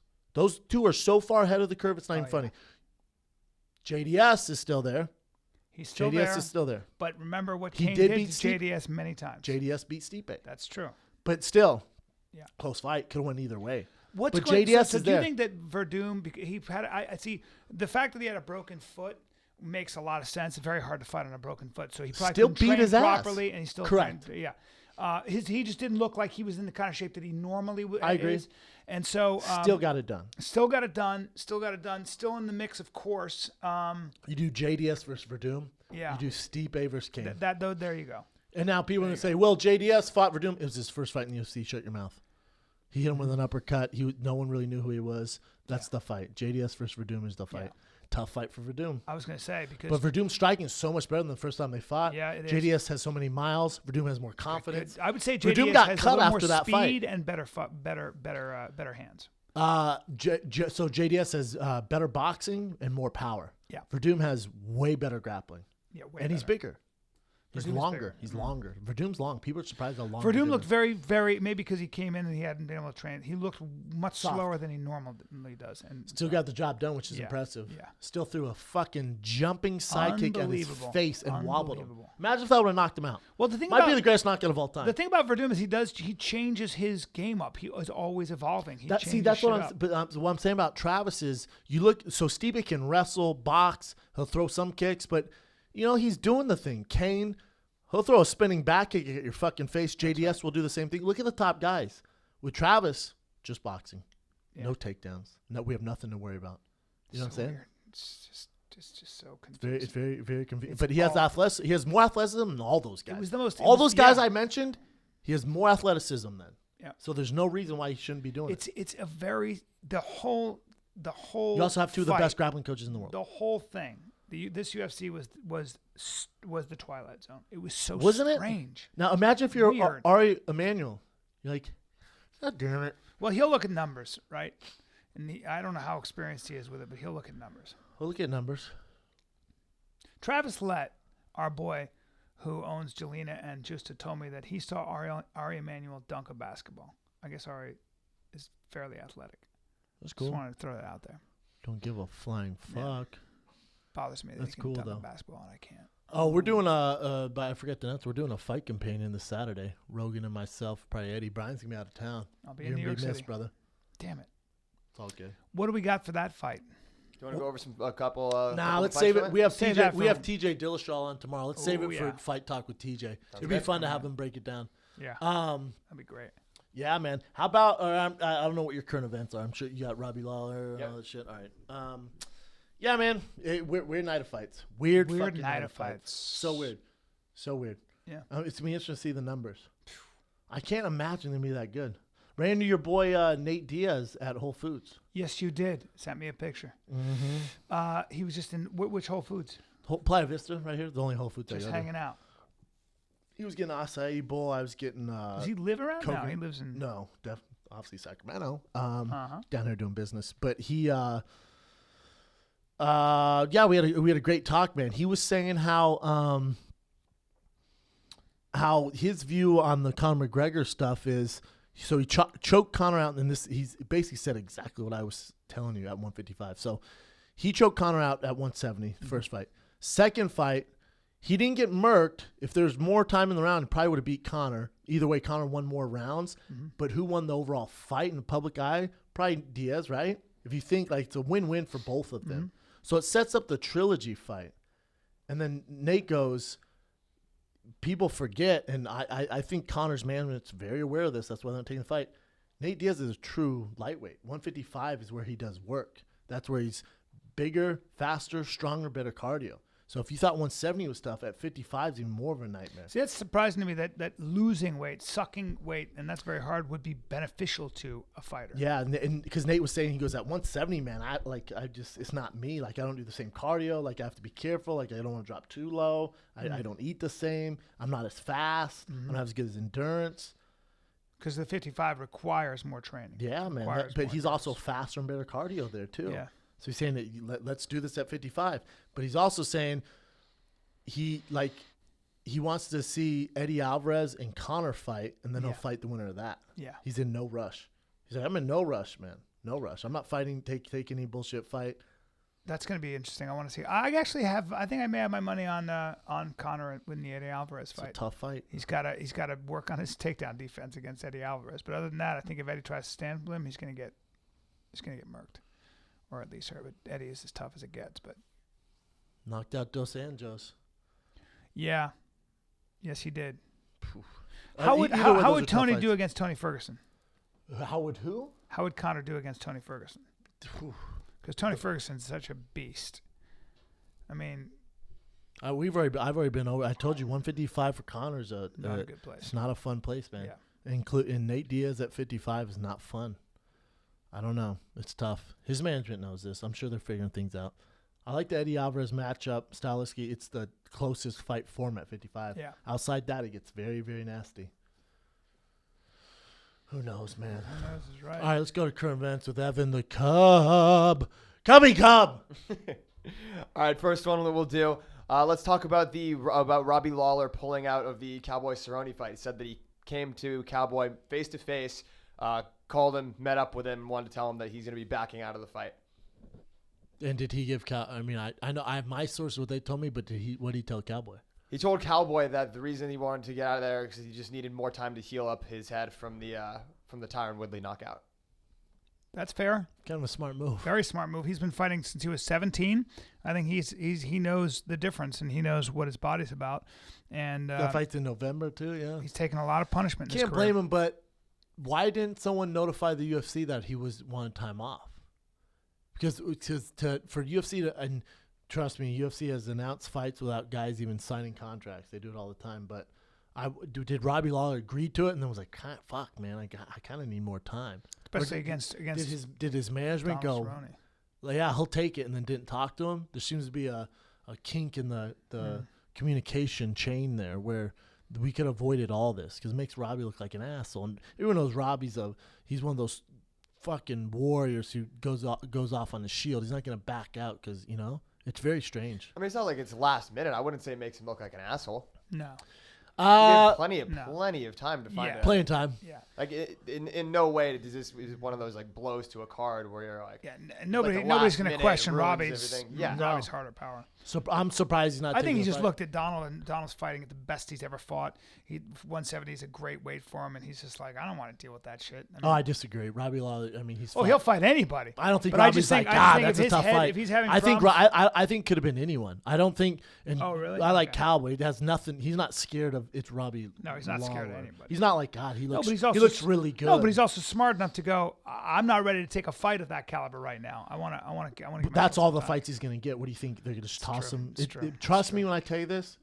He's not intimidated by Cowboy. He didn't back out because Cowboy's so talented. Right. He doesn't give a fuck. Robbie Lawler. He'll fight It's a Robbie fucking Lawler. grizzly bear. Don't hurt our feelings. He'll it's fight Robbie a Lawler. grizzly Yeah. bear. Yeah, it's him being smart. Yeah. It has nothing to do with Cowboy intimidating him or because Cowboy's a striker. Probably wants it. He probably wants. He's just Yeah. being smart with his career. He's older. He's had a lot of knockouts. How old is Robbie now? 34. In fighting years, I don't I'll think look it up. 100. in fighting years he's 120? about 113. Yeah, he's. Like it sucks that we're gonna miss that fight, but Do we know who? in a way, I actually like I appreciate it. Me too. Yeah. And if you don't appreciate it's it, good to see a guy that's been in that many wars. You know, whether it's his teammates, you know, ATT, Big Jim, they've been around the block. They know what's up. Take a minute. Whether it's that ATT's coaches, his family, whoever told them, you know, maybe you should, you know, take a minute. Take a oh, minute on and this also one. remember for those fans that are upset, Robbie Lawler doesn't owe you shit. We owe him. Go fuck yourselves. We owe him. If you're upset because he pulled out, fuck you. I love the way he said. Fuck you and turn this podcast With the Tyron off. Willie thing is, no, I would have done the same exact thing to him. I'm a mean guy. Yeah. He's got that monotone way of speaking, that serial Fucking killer nightmare. thing. What would you do to him? Not scared of anybody. What would you take from him? His soul. He's 34. Do they have? Right. Do they have? They don't have any word on who Cowboy's gonna fight. No idea. What's Nick Diaz doing?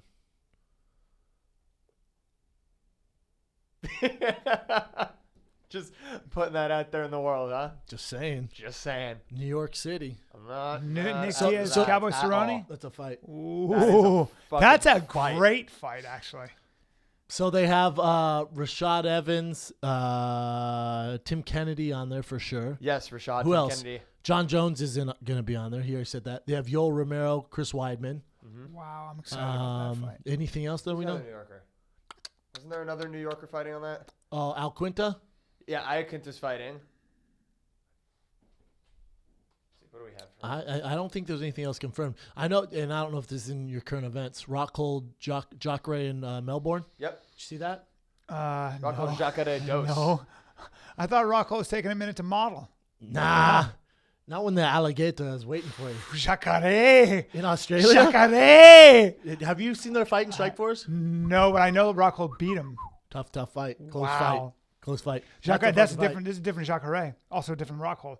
Ooh, that's going to be a fucking fight. barn 5 rounds. burner. Yeah, I'm excited for that. Yikes. So you got I might get pregnant So- just watching that fight. so you got Dan Henderson, Bisping for the middleweight title, right? Yeah. Which the winner of that, it's kind of like, all right, see you guys. Thank you very much. See you guys. Yep. And then you have Weidman, Yoel fighting in New York, and then you have Rockhold, Jacare. So I think it goes the winner. Well, who knows if Bisping or Dan Henderson? If Dan wins, he's retiring 100%. I don't know what Bisping's plan is. But if Bisping beats Dan Henderson, so he defends the belt, then he's going to fight one of these fucking monsters, whoever wins. Yeah. Like those four. I cannot call those fights. Like if you're basically in a tournament style, you have Oh my Rockhold, God. Jacare, Oh my Weidman, God. Yoel. Oh my God. God. Oh my God. Enjoy that, whoever gets that guy. Yeah, I don't know what to say about that. Well, you know, Weidman's strength has always been his jiu-jitsu and his wrestling. I mean, he's a good striker, but he's dealing with Yoel. A little bit different. A much better wrestler, I actually. think he beats the brakes off Yoel. I don't think it's because much he of a doesn't fight get for him. tired. Well, think about Yoel versus Tim Kennedy. Yeah, He lost that fight. yeah, He actually got pretty handled. yeah. Got tired. Got tired. Mm-hmm. You know who doesn't get tired? The Weidman. It's a horrible matchup for Yoel. It's a horrible matchup for him. I know Yoel's your boy. You want to bet on that? Yeah, 100%. I'm not doing triple nut. We're just doing a new bet. Give me my fucking money. Bro, I have it. Relax. Where's it at? Jesus. What are you, the mafia? I'll get it to you. Well, no. There's no getting it to you. You're buying houses, doing all this shit. Where the fuck's my money? Get your money, man. Where though? I got it right here. In what for? Like check? And what do you? How do you I need want a it? cashier's check. What do I you don't want in a trust you. cashier's check? You don't trust me? I'm your friend. We have a podcast. We have a podcast. Here, take it. Do you have a square? No. All right. Well, I don't know what to tell you, bro. I tried, man. I fucking tried. I just tried. You guys heard it. And by the way, I gotta say this: like, you didn't. What we're talking dollars? We never specified what kind of dollars because there are different kinds of dollars. Well, no, we said $12,000. Well, I know, but it could be. We're in America though. Yeah, but it could be Australian dollars. It could be a lot of different dollars.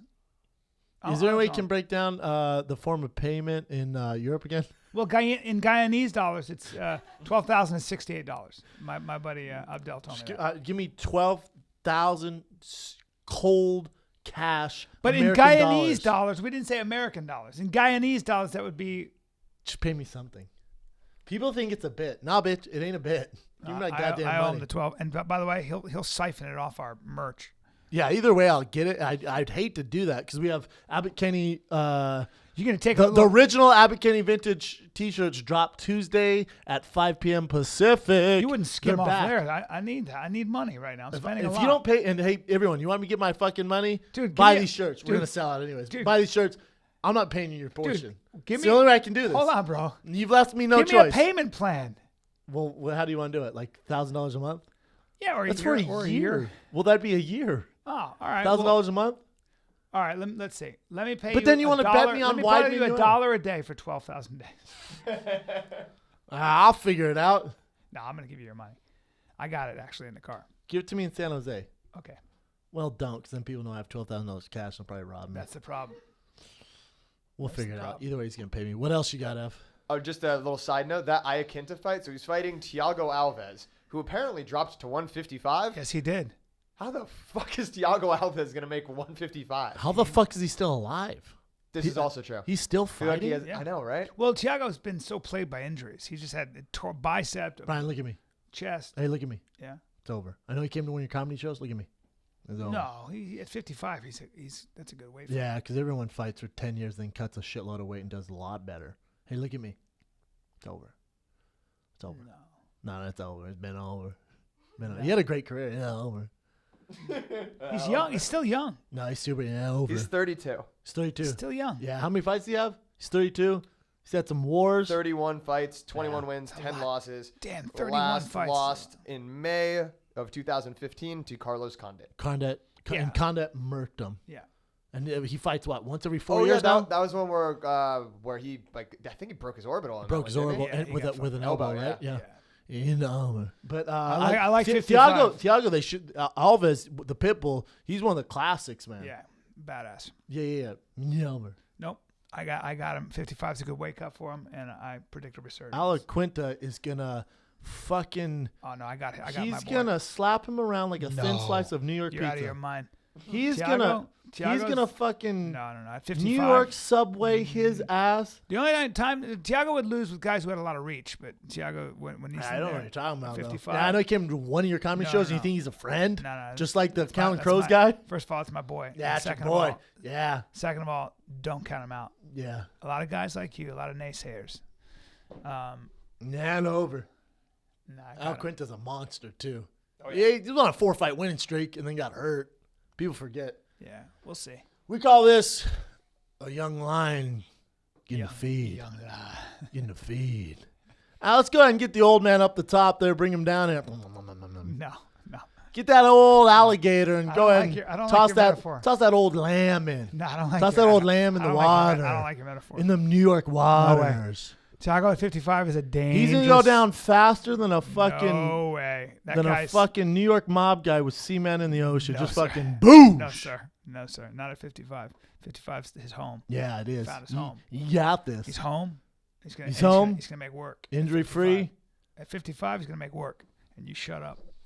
All right, I would bet you, but you got to pay me my fucking money. dude. We'll do a big bet on that. All right. Al's gonna murk him. No. When I heard that, I'm like, it's a fun fight. Yeah. Be good. What else you got? Next current event we'll do is Kyle Snyder, Olympic gold medalist, Team USA, youngest gold medalist in wrestling Buckeyes, son. ever. Correct. Ohio God, State how Buckeye. old was he?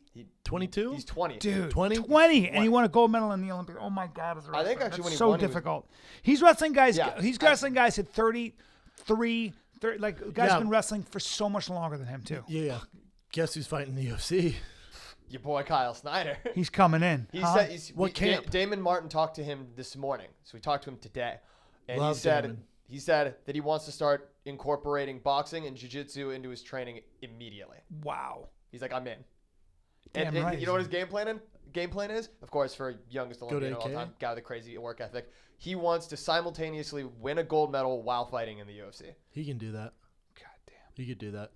100%. And he wants to win another world championship. So if his plan worked out perfectly for him, he'd be a 2-time world champion, I think. Don't quote me on that. Pretty sure it's 2-time. 2-time world champion, 2-time Olympic gold medalist, and simultaneously be a UFC fighter. That's so What is he, crazy. the greatest American of all time? This is the Kid's thing. 20. Jesus. He's 20. What weight? What weight? Hey, obviously heavyweight. Obviously for Oh, I'm sure. sorry. God damn it. But Damn, let's think about. heavyweight. Come on. Have you seen him? No. Oh my God. He big boy. I saw a picture of I saw him like. I never seen him. It's all good though. No, he's at the UFC. I with never his seen him. medal, with his medal. Never seen him. I It's saw him. I huge. saw him at the UFC and he was at the fight. Thought he was small. No, I just saw his face. I didn't know how big he was. So, thank God we have a young prospect. The land of dinosaurs, heavyweights. My Land Lord. of dinosaurs. Now this 20-year-old Olympic gold medalist. He's gonna fucking destroy people. God, I'm rooting for that kid. God, do we need him? Sounds like he's going to take his time, too. Because the Olympics aren't until 2020. Of course, take your time. So he's going to take 3 years or Well, something MMA, like that. you got to take your time. MMA is a little bit different than wrestling in terms of like 20 years old. I beg to differ. When you're a gold medal winner, you give that guy 2 years, he beats 95% of the competition in the UFC right now. Really? This is Watch no your piece CM, yeah, of this is juice. no CM Striking Punk and stuff. Striking situation. is a very different thing, though. Thanks, B. So Cain Velasquez Yeah. couldn't hold a torch to this kid. Dan Cormier couldn't hold a torch to this kid wrestling. You're talking about wrestling. Yeah, I'm talking about wrestling. Those guys, Daniel Cormier, I mean, he started doing it not even 2 years. Yeah, quick Cain learning Velasquez, curve. not even. Yeah. Really? Yeah. Real A athletes. guy of that level who's dealing, wrestling is a form of combat sport. Sure. It's going to, and if he's an athlete and gets with the right coaching, 2 years, that guy, this ain't CM Punk. Whole different thing. This ain't CM Whole Punk. You want different to see what a thing. real athlete from real wrestling looks like in 2 years with world-class work ethic? Good God. He's going to fuck some people up, man. Mm-hmm. My money's on that kid with his work ethic. How about giving that kid 5 years to strike? And he has a plan. He's going to be 25 with 5 years under his belt of striking. Well, but he's And competing at the jiu-jitsu. highest level in the world, Yeah. wrestling and dominating. That's insane, man. It's so cool, man. We need something like that. He's like our LeBron. God. Like he's our little LeBron. You can, if he gets with the right coaching and with the right management, that you can mold this kid into one of the best heavyweights of all time with his pedigree. Look what Kane did. Look at Bader. You look DC. You look Henry Cejudo. You look at these guys, man. They're doing it. Dan Henderson, Randy Couture, Yeah. Chael Sonnen. He's more decorated than all those guys. He's 20. It's pretty easy to figure out. Jesus Christ. It's nuts. What else you got? All his kid does is Heavyweight. win. What's he weigh? Do we know? What do you think? 240? I would say 30s, mid-30s. Look it up. Kyle Snyder. And will he fight? Can he suck to 205? No need to. No, no. 225. So he could suck to 205 and be a nightmare. Easily. Right? I don't know if there's any need to. When he's that skilled. Just depends. He can do the DC route. Look at DC. Yeah. Dominate at heavyweight. And I was like, cool, I'm good here. And then went down to 205. Yeah. He has options, though. Or he could put on, maybe he's going to put on weight. Because remember, he's 20, so he's going to put on some weight, too. Yes, that's He's got true. time to grow. Yeah. That's very true. Yeah. He's 20. still growing. Yeah. He might be. They say you don't stop growing actually till you're 25. So Think about his mentality, the bones too. in your head don't fuse completely until you're 25, apparently. 25. Now, maybe he's a freak. but Bigfoot begs to differ. yeah, that's true. My head's still growing, sir. My head's still growing. Bigfoot says, my head's still growing. head's still growing, everyone. Cyborg also begs to differ. Oh, yes. These braids are still growing. Oh, his bread's still growing. Let's go ahead and get What else you got, Ev? Well, last one we wanted to do was talk about the first week of NFL Sunday. I know you said you didn't really get to watch a whole I saw the lot of it. highlights, though. I fell Saw- asleep to the highlights last night. I guess one of the things that stuck out to me the most that I wanted to get your opinion on, your take on, was some of the Dolphins players. I don't know if anyone on any other teams did this, but a bunch of the Dolphins players took a knee during the national anthem, which obviously was 9/11 yesterday. Mm-hmm. So they coincided. Your thoughts on that? I thank God we live in a nation that you're allowed to do that and express yourself like that. So Seattle was supposed to do the same thing. Remember, and they even said it. They're like, we're all taking a knee. And then I think some of those Seattle guys who are close with Army veterans and military vets talked to them, and they're like, don't do that. And so then it was either all of them do it or none of them do it. So then they didn't do it because some of the military were like, don't do that, man. So if we live in, at least it's good we live in a country we can do that. I just think on 9/11, it's not about that. Yeah. I don't like it, but I'm allowed to say that too. So do whatever you want. I don't have to approve of it. You're going to take a knee during the national anthem when, when that commemorates a lot of Americans being killed. I think it's. But I don't think they're doing it to. They're not. They're not to take anything away from the victims of 9/11. I think they're doing it to say we have an issue with race in America. That's the biggest Sunday of the year. Mm-hmm. Check this out. We want to change. Okay, I understand. It comes down to. I understand silent protest, and I think there's a place for it. I think it has its efficacy, but sometimes whenever I see stuff like that, I guess my instinct is to say, I agree with the sentiment, and I understand that there needs to be a change, and maybe if I was in a different color, I'd have a similar feeling and all that stuff. But I always find myself saying that the problem is not going to be solved that way. So should they just do nothing? You think that solves it? No, quite the contrary.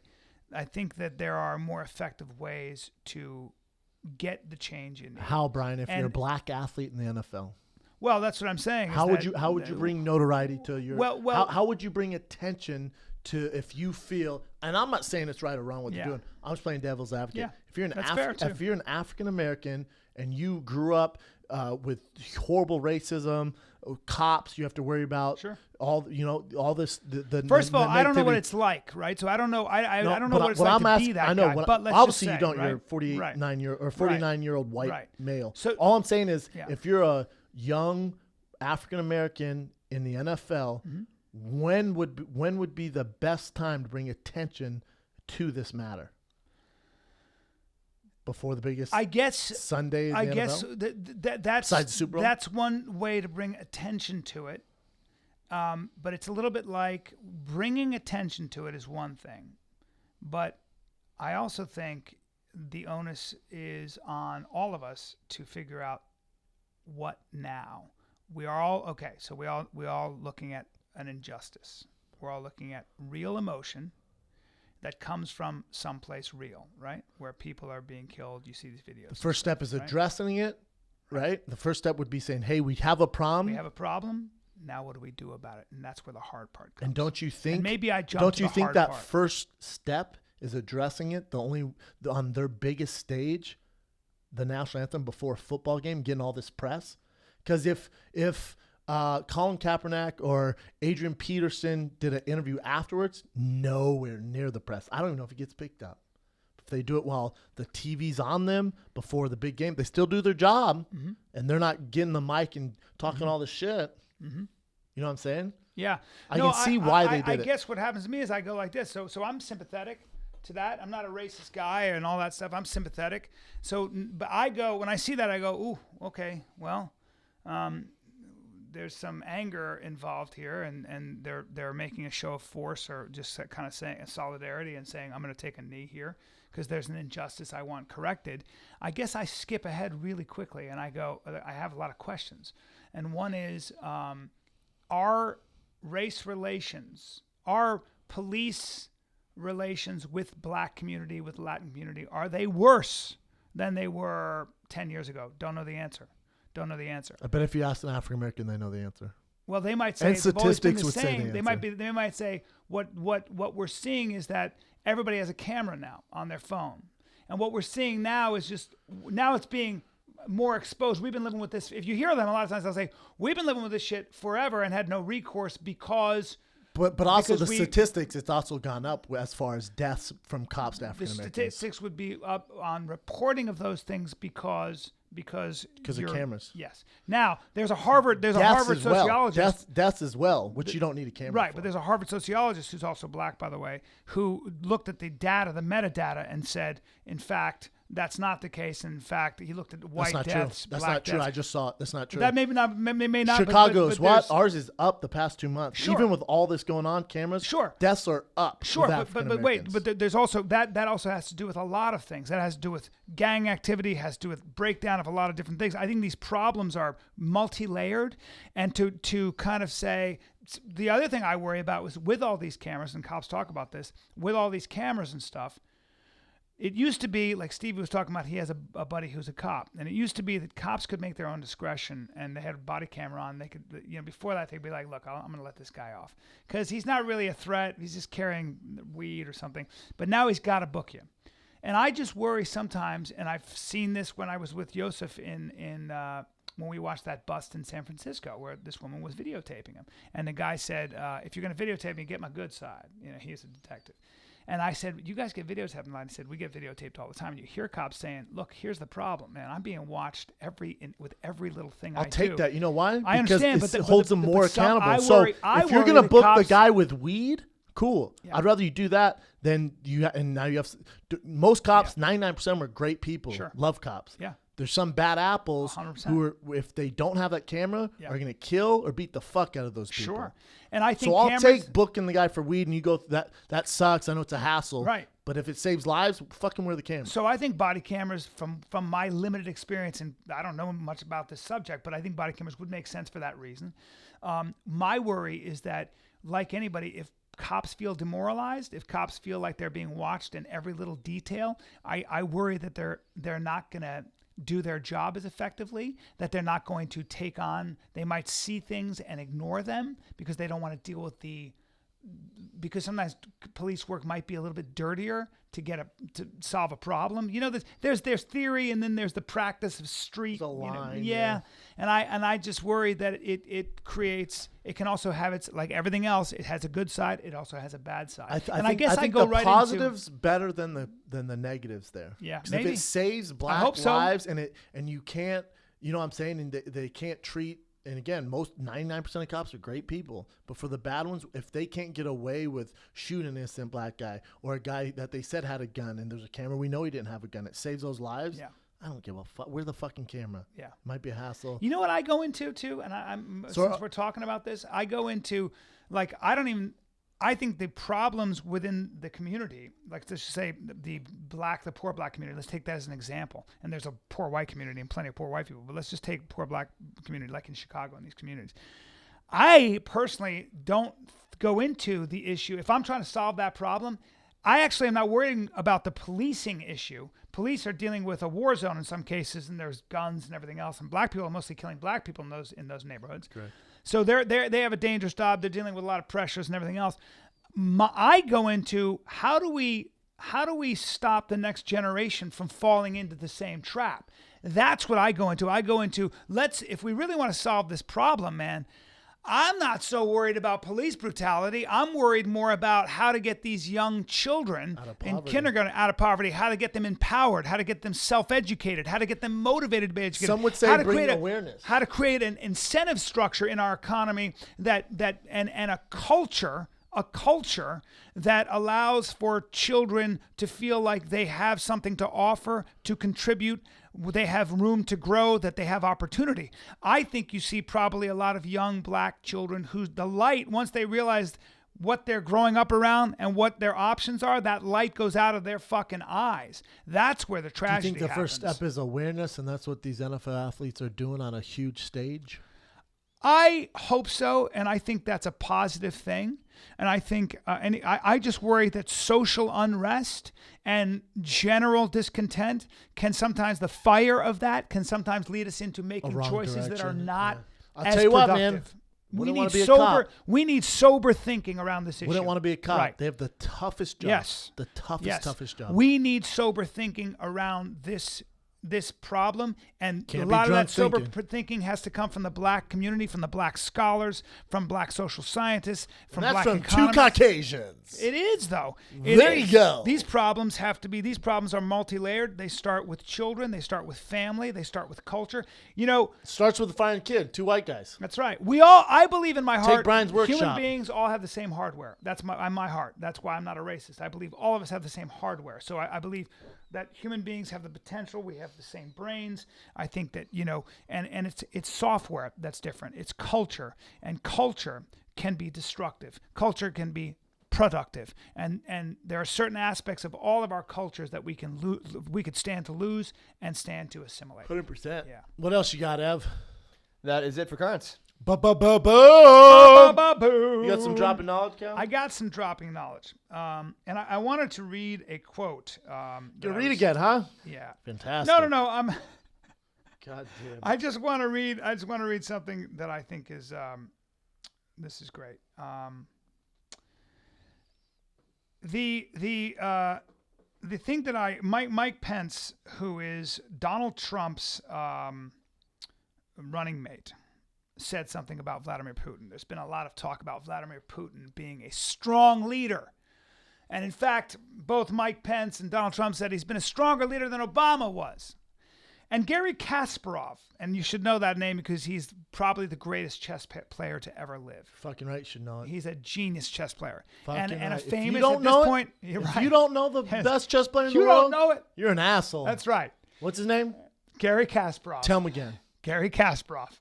Garry Where's he out Kasparov of? is the greatest chess mind in the world, and he's a famous Russian dissident who's been fiercely critical of Russian politics and everything else. Better know that. And he fucking said name. something really cool to Mike Pence. He tweeted, Governor Pence, Vladimir Putin is a strong leader in the same way arsenic is a strong drink. Your country should be ashamed of you. And I couldn't agree more with that assessment. Because when you talk about a leader being strong, we hear this a lot. Strong. Trump doesn't take any shit. He's going to get tough. Vladimir Putin's tough. The Philippines just voted in this guy Duarte, who has killed he said, the fish, I'm going to kill so many criminals and throw them in the Manila Bay that the fish are going to grow fat. And he was elected because there was no security in the Philippines. And now you have all these extrajudicial killings to the tune of 2,000 that had no trial or anything else. The vast majority were probably innocents. But they were they were prostitutes, and they were adulterers, and they were drug pushers and stuff like that. I know. When you talk about a strong leader, what you're really saying, guys, is that leader is stronger than the institutions that he rules over. That leader doesn't really have to answer to all the courts. He doesn't really have to answer to due process because he's so strong that he knows what's best for all of us. That's called a czar. That's called a king. That's called a dictator. And our founding fathers and all of you who are listening benefit from the fact that you don't live in a society like that you don't live under a strong man. And if you think a strong man is the way to go, you're a fucking dummy. And you should learn history. And I get passionate about it because you don't know what the fuck you're talking about. Well, I don't think anyone's like, I I want to move to Russia. I'm talking to all you Putin supporters, you motherfuckers. I don't think we have one listener going, I know. Oh, Calvin. I hear it. I support Putin. You do not hear that. I hear it. Ever. Now, listen, I want to read you a quote. Bear with me. I know you hate these quotes, but I want to read it to you. The Federalist Papers, one of the great ideas of philosophy, the greatest Federalist Papers were written by Thomas Jefferson, John Jay, James Madison. They were essentially a bunch of articles that said we need a constitution. They were sort of the B league to the Constitution. Does that make sense? The Constitution is the greatest document ever fucking written. It's the greatest idea in political philosophy. It solved the political problem. It's why you and I can speak our minds here on a mic without worrying about a knock on our door and being thrown into a political dungeon, which is how most of the world lives. Exactly. I still worry about it. And the biggest thing that they solved was, how do you control your ruler? Who's going to control your ruler? Who's going to you have to be governed. Somebody has to have a monopoly on violence. Hey, is this message for Russians, North Koreans, This or is Americans? for America because we only but this it's is still only for distributed in American America. because I want people to know this Okay. because in the world we have all these strongmen being elected, and you have a guy in Donald Trump who talks like a strongman, and he's got a large populace, people are voting for him. I don't like Hillary Clinton. I am way more conservative than I am liberal. I'm not a leftist, but this is me So talking you're gonna about vote freedom. for Hillary? I don't know what I'm going to do, brother. You're not going to vote for I Trump? might vote for Gary Johnson, who's a libertarian, but he didn't know what the fuck Aleppo was, so I have my problems with Gary Johnson. I'm very torn. Definitely not voting for Trump. Hillary's going to die. She has pneumonia. Hillary was like, yeah. She was a little unsteady. No, I'm good. I'm She was a good. little It's fucking. I can be president. My lungs. Look, who needs it? How old is she? She's 70? 69? I think she's 69. Died, or she passed out from pneumonia. She had to leave Yes. New York early. She canceled her California trip. Yes. She's like, nah, man, I swear I'm good to be president. Let me read to you. Let me. Come on, She's USA. 68. She's 68. USA. Wait, I want you to quietly chant, quietly under your breath No, as I this read is- this quote. And I want you to go, USA, USA. Hold on, this is my best Hillary This is impersonation. James Madison. Is it- No, we're good, man. I can be president. Come on, USA. I believe this USA. is James Madison. I hope it is. USA. And he gently. Do you want me to sing though? Yeah. USA. USA. Good. Lower. And I'm going to read it. I'm going to read this. This is one of our founding fathers. If men were angels, no government would be necessary. If angels were to govern men, neither external nor internal controls on government would be necessary. In framing a government Forgot which the is to be administered by men over men, the great difficulty lies in this. You must first enable the government to control the governed, and in the next place, oblige it to control itself. A dependence on the people is, no doubt, the primary control on the government. But experience has taught mankind the necessity of auxiliary precaution. Remix. In other words, We're coming to America. Checks and balances. We're coming to America. George Washington. Today. My country, 'tis of thee. All right, Sweet man. land of liberty. Drop knowledge went out 30 minutes long. We lied. Of the I sing. Please don't read anymore. God damn it. Study your history, everybody. Yeah. And hey, you Russians listening, that was for you. You fucking Russians. We need to get this transcribed in Russian because they're listening like, God damn it, where's this band? Dang it. Let's go to fan questions. Fan questions. Fan questions. I gotta piss so hard. Nope. All right. Hold it. Hold your bladder. We have to First, hold it. Stick your finger in your urethra. First fan question. What do you think about Mickey Gall always having someone to call out after his fights? I love it. He's young. He knows how the game's played. Smart marketing. I got big hopes for this kid. I like him a lot, and I hope. Yeah, he I does think well. it's smart marketing. Again, he's biting off more than he can chew at 2 or 3-0 where the fuck he is. So Athletic, tall, looks like he could do it. He's just got like terrible walkout song. What is that song? The Hey Mickey? Oh, I liked it. Hey Mickey, yes I'm fine. Is that what he rocked out to? Yeah, he walked out again, man. I know change people are like, oh, that was fun, blah blah. You're fighting CM Punk. It's already a circus. You come out to that, it adds to the circus. Mickey Gall, let's go ahead and change our No one's song. taking you serious. Like already, we don't take you serious because you beat CM Punk. There's no business being there. Then you come out to Hey Mickey. Dana didn't want the song anyways. So, and then social media blew up. Was like, we love that song. Let him have it. But again, man, you want to be taken serious as a fighter? Don't come out to Hey Mickey. Take it serious. Don't fight CM Punk, who's never fought. Fight a legit guy. Change your walkout song. I like that he calls guys out, but again, he's in for a rude awakening. What else you got, Ev? Brendan, with your dieting, how often do you have cheat meals and how many days do you stick to keto? You can really notice a difference. You look great. Oh, yeah. Thanks, man. Oh, you've been on this keto. I mean, this is a lifestyle. I mean, it's a lifestyle, yeah, but You're not going back. no, I don't. No, You feel great. yeah, I you look feel good. More so, I look better than when I was eating fucking bread out the gazoo. But You're running 7 miles. yeah, but the thing is, I mean, I have a cheat meal once a week, but now, I eat keto almost for every meal. I really don't. I do bulletproof in the morning. I really don't eat anything about 2 or 3 in the afternoon. Wow. But like, You're not hungry? but not really hungry because of the fats. But on Sunday, like, I might have cheat meal Saturday night. And then on Sunday, if I'm out with my family and there's something like, you don't want to. Don't be a Nazi. I don't have a competition coming or anything like that. 90% of my diet's keto. If here and there I cheat, even if it's not a cheat day, I'm fine. Proteins and I'll fats. work it off. Yeah, Low I'm fine. carbs, proteins, and fats. Keeps your insulin levels down. That's why you lose weight. All right, next one. With Dana saying CM Punk's next fight shouldn't be in the UFC, Are they allowed to just terminate it since Punk has said in the past that he signed a multi-fight deal? He's not a UFC fighter. Let's get that out of No, the he way. is. No, he is. No, you can't say that. It drives no, me he crazy. Is. He's not. No, he is. Contractually, he's a UFC fighter. He did fight in the UFC. He's 0-1 in the UFC. That'd make him a UFC fighter. However, it's the same with so the reason why he signed a 6-fight UFC deal, and you see this with Anderson Silva, right? Like he signed a new 6 or 7-fight deal.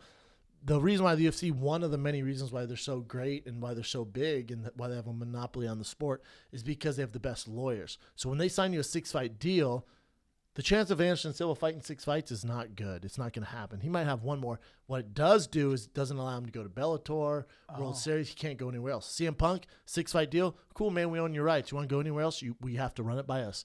That means he's not going to Bellator. He's not going World Series. If you're going to fight anywhere on a big stage, it's going to be for us. We own your rights. Now, they can release him whenever they want, or they can grant him permission to fight somewhere else. But as far as him fighting Bellator, would never happen because they own his ass. And they wouldn't let him go over to Bellator. That's why they signed such a long-term deal. We all know he's not going to fight 6 times in the UFC. But yeah, you can find a 20-fight contract. UFC can cut you at any given time. Nothing's guaranteed. So it doesn't matter how many fights he signed. There you go. All right, next one. What are your thoughts on Shane Carwin being released from his UFC contract, and do you think he'll fight for another organization? I haven't talked to him. We text back and forth when he read some troll shit on the internet. We talked back and forth. I mean, for Shane, man, for him to go to Bellator, he's still a monster, you know. He can beat anyone in the world. He could beat most guys in the UFC if he wanted to. So he'll make more money going to Bellator, 100%. So hopefully he goes to Bellator. Hopefully he doesn't sign with like World Series or some bullshit. It'd be sad to see Shane fighting something like that. Hopefully he goes to Bellator and fights some of those guys over there. God, I rewatched that first round with Brock Lesnar and how fast he was, his explosion. Nightmare. Oh my God. Nightmare. Oh my God. And because when I watched on my phone, I was like, that's a little guy. Like, who's the little guy fighting? Like, he was that explosive. I was just like, and then you go, oh, well, that's Shane Carwin Shane's a beating the freak. shit out of Brock Lesnar. Yeah, if he wants to fight, he'll be champ in Bellator in 30 seconds. He'd be a nightmare. His last thing to go is power. And you had to spar that guy with that touches anyone in Bellator, they're all going to sleep. No one wants him to sign with Bellator. No Bellator heavyweights like, oh, yeah, bring Shane. No way. Good luck with that. Yeah. All right, next question. I just want him to make money and knock people out, not get hurt. There you go. Next question. Brendan, do you have any advice for someone's first tattoo? Don't do it. Great advice. You got any advice for someone who wants to Just get make tattooed? sure it's something you want on your skin for the rest. I saw a guy with an anchor. God He's bless a him. sailor, though. No, he sure ain't. He's just a sound guy. Hippie? And no, he's my boy. I love Howie. I got to talk to him about it. But he's on the Goldbergs, and he's my sound guy, and I love him. And he does a great job. But he has a giant anchor on his forearm, and I can't wait to say, I'm gonna like, Howie, why did you have an anchor? You gotta It's be just careful. a general anchor. Sometimes those anchors mean certain things. I see. Look up anchors mean certain things. Like yeah. what? Yeah, I know some people have serious problems. They get anchors because it stands for something. Oh, okay. We'll talk about it off air. Shit. Yeah, My bad. take it easy. Damn it. But Shit. I wish he gave us his age, because if I could go back and do it, like I got a dragon, I got something else when I was 21, when I was like 18, fucking or dragon. 17. What you think is cool? Look at fashion. Like look at your fashion when you're 16 till now. Go look at pictures when you're 16. You look ridiculous. Yeah. Those tattoos when you're 16, when you're 30, it's a different time, man. It's not gonna be cool. Get a unless, design, unless you right? get like don't get a design. Unless you get like your name, or you know what I'm saying, or something that is never gonna go out of style. Or something classic, like like your name. like you have angels. Yeah, like but I got it when I was older. When you're a kid, or I don't know how old he is. My advice would be don't do it. Get a tree. Like my son, I grew up, my grandpa, my uncles had tattoos up the kazoo, so I wanted them. I wish I would have waited. And if I could have waited, I would. But like my son's going to grow up with his dad having a sleeve, so I'm sure he's going to want tattoos. My deal is I will pay for the top tattoo artist in the world. Just wait till you're 25. I will. You want to get full 100%. sleeve when you're 25? I'll pay for it. 100%. But just wait, man. Because I'm telling you, you're going to look like an asshole if you get it when you're 16. Yeah. Rogan's got a nice tattoo. He got it when he was like 35. When you're older, that's the way He's to got a do nice, it. Like, When you're young, you really don't have money. You just want to get a tattoo. You're going to any tattoo artist. Like I got a tattoo in Vegas, and the guy was a prick. yeah. I couldn't wait to leave. He was like mean to me. Maybe I'll sleeve out. Yeah. Get like fucking like you get like Thomas Jefferson and Lincoln, The founding fathers. Yeah, and then you get Donald Trump on one, and then Putin. No. It starts in heaven. Okay. Like it's like badass, and then slowly turns to hell. It's like Putin, Dude, I like it. Jung from All North the strong- Korea, and fucking all the strong men. yeah, and then down below is just fire. Be sick. That's a great idea. That's a great idea. History Channel will probably pay for it. I like that. History Channel would pay for that shit. What else you got? There you go. Let's do 2 more, and then I'm gonna piss so hard in Brian's face. I'm gonna hold your fucking dick. Because you owe me money, I'm gonna piss. I'm gonna hold your- I'm gonna super soak your face with my dick. No, don't super soak me. I'll get It's behind you gonna and be a Super secure Soaker your hips. 2000, and all you kids that know Super Soakers, those things were powerful. Let me shake you out. I used to go. Let me shake you. My girlfriend in college goes, "You have to pee." I go, "Yeah." She goes, "Can I shake?" I go, "What?" She goes, "Can I shake you out?" I go, "All right." Shake I you peed, out. She held it, and then she shook my, when you have to shake the. That's pee some out. weird. That is some It weird was shit. very weird. I was like, "That's so weird." What I was what like, was her "Yeah." deal? Did she like make you wear a diaper and shit? Treat you like a baby? Yeah, how'd you know that? I knew it. She was weird. She I was had weird. to cry. She fed me mush, She like would say, applesauce. "Shake it out." I'm peeing again. And I pooped. Shake it out. Yeah. That's weird, man. Yeah. She'd be like, "Is that good?" Or She'd not? hold my ankles up and wipe my rumpy pumpy with wet ones. That's not good. What else you got? Too All right, much? we'll do 2 more. I was wondering about this after UFC 203. Do fighters backstage on the card watch any of the fights before their match? I would imagine they are too locked in and focused to watch, but maybe are aware of the results. Brendan, did you ever know precious results before you fought on a card? And if so, how? Yeah, that's why they have the TVs in the back. You watch them. Everyone sees them. You want to see it because it gets you like, because in your mind you're like, God, this is fucking nuts what I'm doing. But when you can actually physically see someone going through it, it makes it more human. Does that make sense? Where you're like, they're doing it. I can do this. So when it's on TV, it almost helps you because you're like, okay, I know that guy. He's a good dude. I've trained with him. He's doing it. I can definitely get through this. If he walked out, I can do this. So it almost helps unless the fight before you're like watching, he thinks to go along, the guy gets brutally knocked out, or if there's blood on the cage when you first get in there and you like do this jog around lockdown, you can feel the blood on your feet. It's the worst. Feel it on your You feet. can feel it, yeah. Fuck. They clean it up now, but they didn't do that when they signed with Fox. They'd clean it up, but before it used in between. What do they do? rounds, Spray paint it? spray it. But before, That's good I remember I forget who I fought. But the fight before me, some guy ate a terrible elbow, and there's blood everywhere. I remember I jogged, and you're going around. I'm like, oh, it is soaked with blood. This is cool. I was like, what am I doing? Oh my god, like, oh my god. Somebody got tested. Hope that's not me. Well, everyone gets tested, Brian. It's Obviously, the UFC. God damn it. Jesus What else you Christ. got, Ev? Yeah, Fucking blood under your feet. you get tested like a I motherfucker, know. man. All right. God damn. Last question. Where were you guys during the attacks of 9/11? I'd love to hear your stories. I was at home. Don't my pull a friend- Steve Ranisi or whatever the fuck his Yeah, name is. My friend. Brian's all, I was flying the plane and Yeah. I fucking. No, I was in L.A. And my girlfriend at the time, Patty, called me and said, "Turn on the TV," and then I saw the second plane hit, and then I remember just watching them crumble. And I'm from New York, and I'd been at the top of those towers, and I used to work really close to there. I used to get Didn't you get coffee or something right near near there? there. Yeah, I'd look at them every single day. See, if for you're s- Michael for 2 Phelps, you years. would have said you worked in the tower. Yeah, no, Not Ryan Mike Phelps. Lochte. Ryan, Ryan Lochte, yeah, if yep. you're Lochte, you would have said, Yep. I worked in the Got a towers. lot of those people out. Those are all my friends. Yeah, but I worked really close. And, Yeah, but not in it. You know? Nope. But where I would get off on the subway, I'd have to walk straight down toward them. And you could see it. You could see it. Right there. Yeah, in front right of me, there. Right in Yeah, front they're of me. huge. Right. I They think are giant. everyone in New They York are says giant. that. But then I went back 11 days afterwards, and I went and saw the site. And I went and saw, and when I flew Still over smoldering? When I flew over it was still smoldering. When I went there, it was still smoldering. And I remember the cops saying, "You got to move back, folks. This is still a crime scene." And I just couldn't believe the scale. I couldn't believe how big it like a was. bad movie. I couldn't believe that those colossal buildings that I grew up with, the feet of Manhattan, were destroyed. I couldn't believe it, but it gave me a sense of what's possible, the horror of what's possible. And I thought about Europe, and I thought about towns like Dresden and those places that had been standing for so many, like for 1,000 years, and were reduced to complete rubble. It looked like the surface of the moon. So, it was just a real wake-up call. I was, let's see, it was September 2001. I was at Whittier College, and I remember I just got done with something with football that morning, and my dad called me or maybe either my dad called me or I called him, and my dad's like being all weird. I'm like, what the fuck's wrong with you? And he goes, what are you, fucking stupid? Look, turn on the TV. I'm like, what? And he goes, turn on your fucking TV. Turn on CNN right now. I go, why? He goes, just turn it on. Hangs up the phone. Turn it on. I was like, oh, fuck. Yeah. It was so scary. I remember, you know, when I looked down, my hands were clasped. I was praying. And I don't know what to do. As somebody who's not religious, I kept saying, "Oh my God," and my hands were praying. And I was on the phone with my girlfriend who was saying, "Oh my God," at the same time. She started to cry. I think everyone was just like, "What?" Like it was just like you didn't. It's so humbling. It's so scary. It's so fucking. I was reading humbling. something this morning, 5 a.m. Couldn't sleep, so it was like the top 10 things about 9/11 that you don't know. But it's like.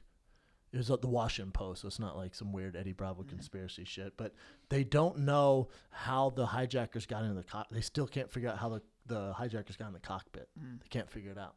They still don't know. Yeah. And most our information on how everything went down, this is terrible, is the family members calling the family. So the people on the plane calling their family members. That's how they got most of the information to figure things out. Yeah, guys were wearing red bandanas. And did you know Dick Cheney? The Flight 93, remember, turning back around, but it crashed into the Pennsylvania. You know, the plan was, and it was already in motion. It was to shoot it down before it could get to New York. Yeah, they were going to kill the people on the plane. They would have to shoot it down. They grabbed Dick Cheney by his belt and literally picked him up out of his chair. The Secret Service picked him up and ran him into the safe, because they thought the White House was next. Yeah. So the plan was to shoot that plane down, but they realized they didn't have enough time to figure out where it was exactly.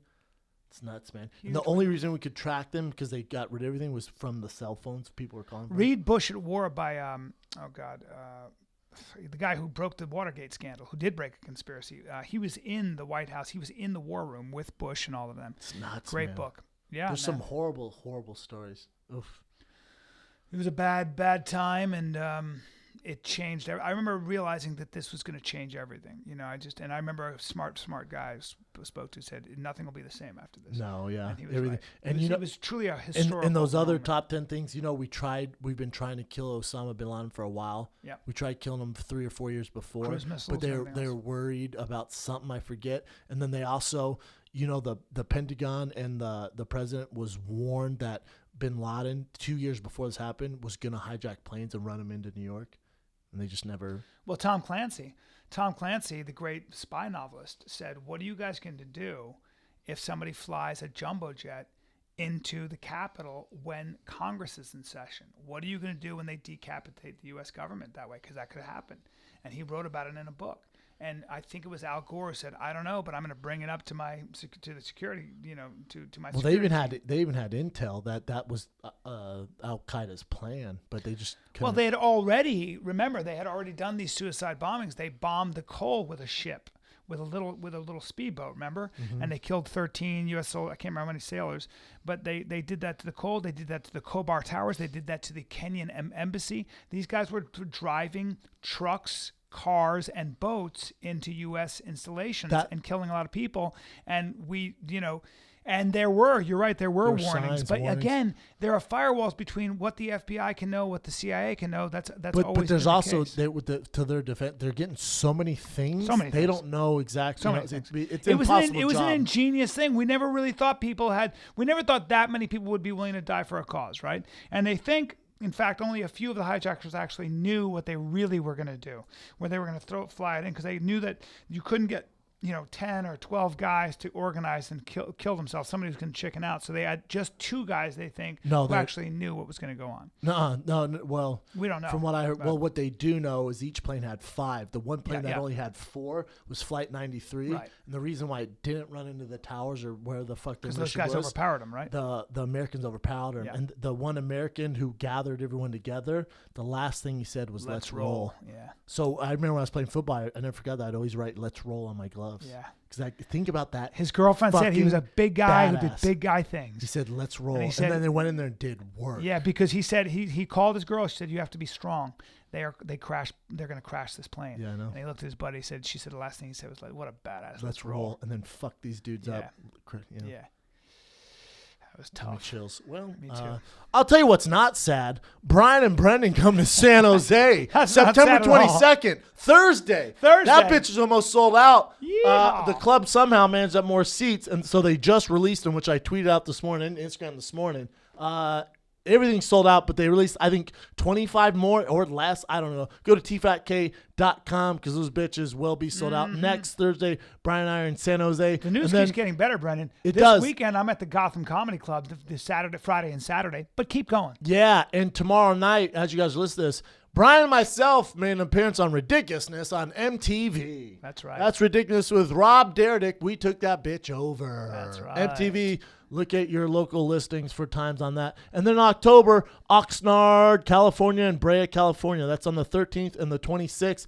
Then November, we had a Dirty Atlanta. I think those tickets just went on sale. On Dirty October Atlanta 10? on the 10th. That'd West be Palm November. Beach? That'd be November, Brian. 11th? I got this. November, sorry. November. Atlanta, Dirty South. We will do the Dirty Bird live in person, just like Jamal Anderson did. So make sure you come to that show. We will be doing the Dirty Bird. We will be doing And then the also Dirty Bird. we're in Florida, you alligator-loving fucks. Palm Beach, Florida. Hey, you're out of line, November bro. 11th and 12th. Bro, you got to pee. You got to calm down. I got to piss hard. Hey, he's got to piss. Hey, everyone. I want you to As you guys piss. listen to this, Tuesday night, 5 p.m. Pacific, Abbott Kenny original teas, Abbott Kenny Fight Club teas with the coffee my cup. You favorite. guys have been asking for it. They drop in. Enjoy. tfatk.com for everything Save me Fire and the some, Kid Keely. associated. This is the Fire and the Kid. We're out.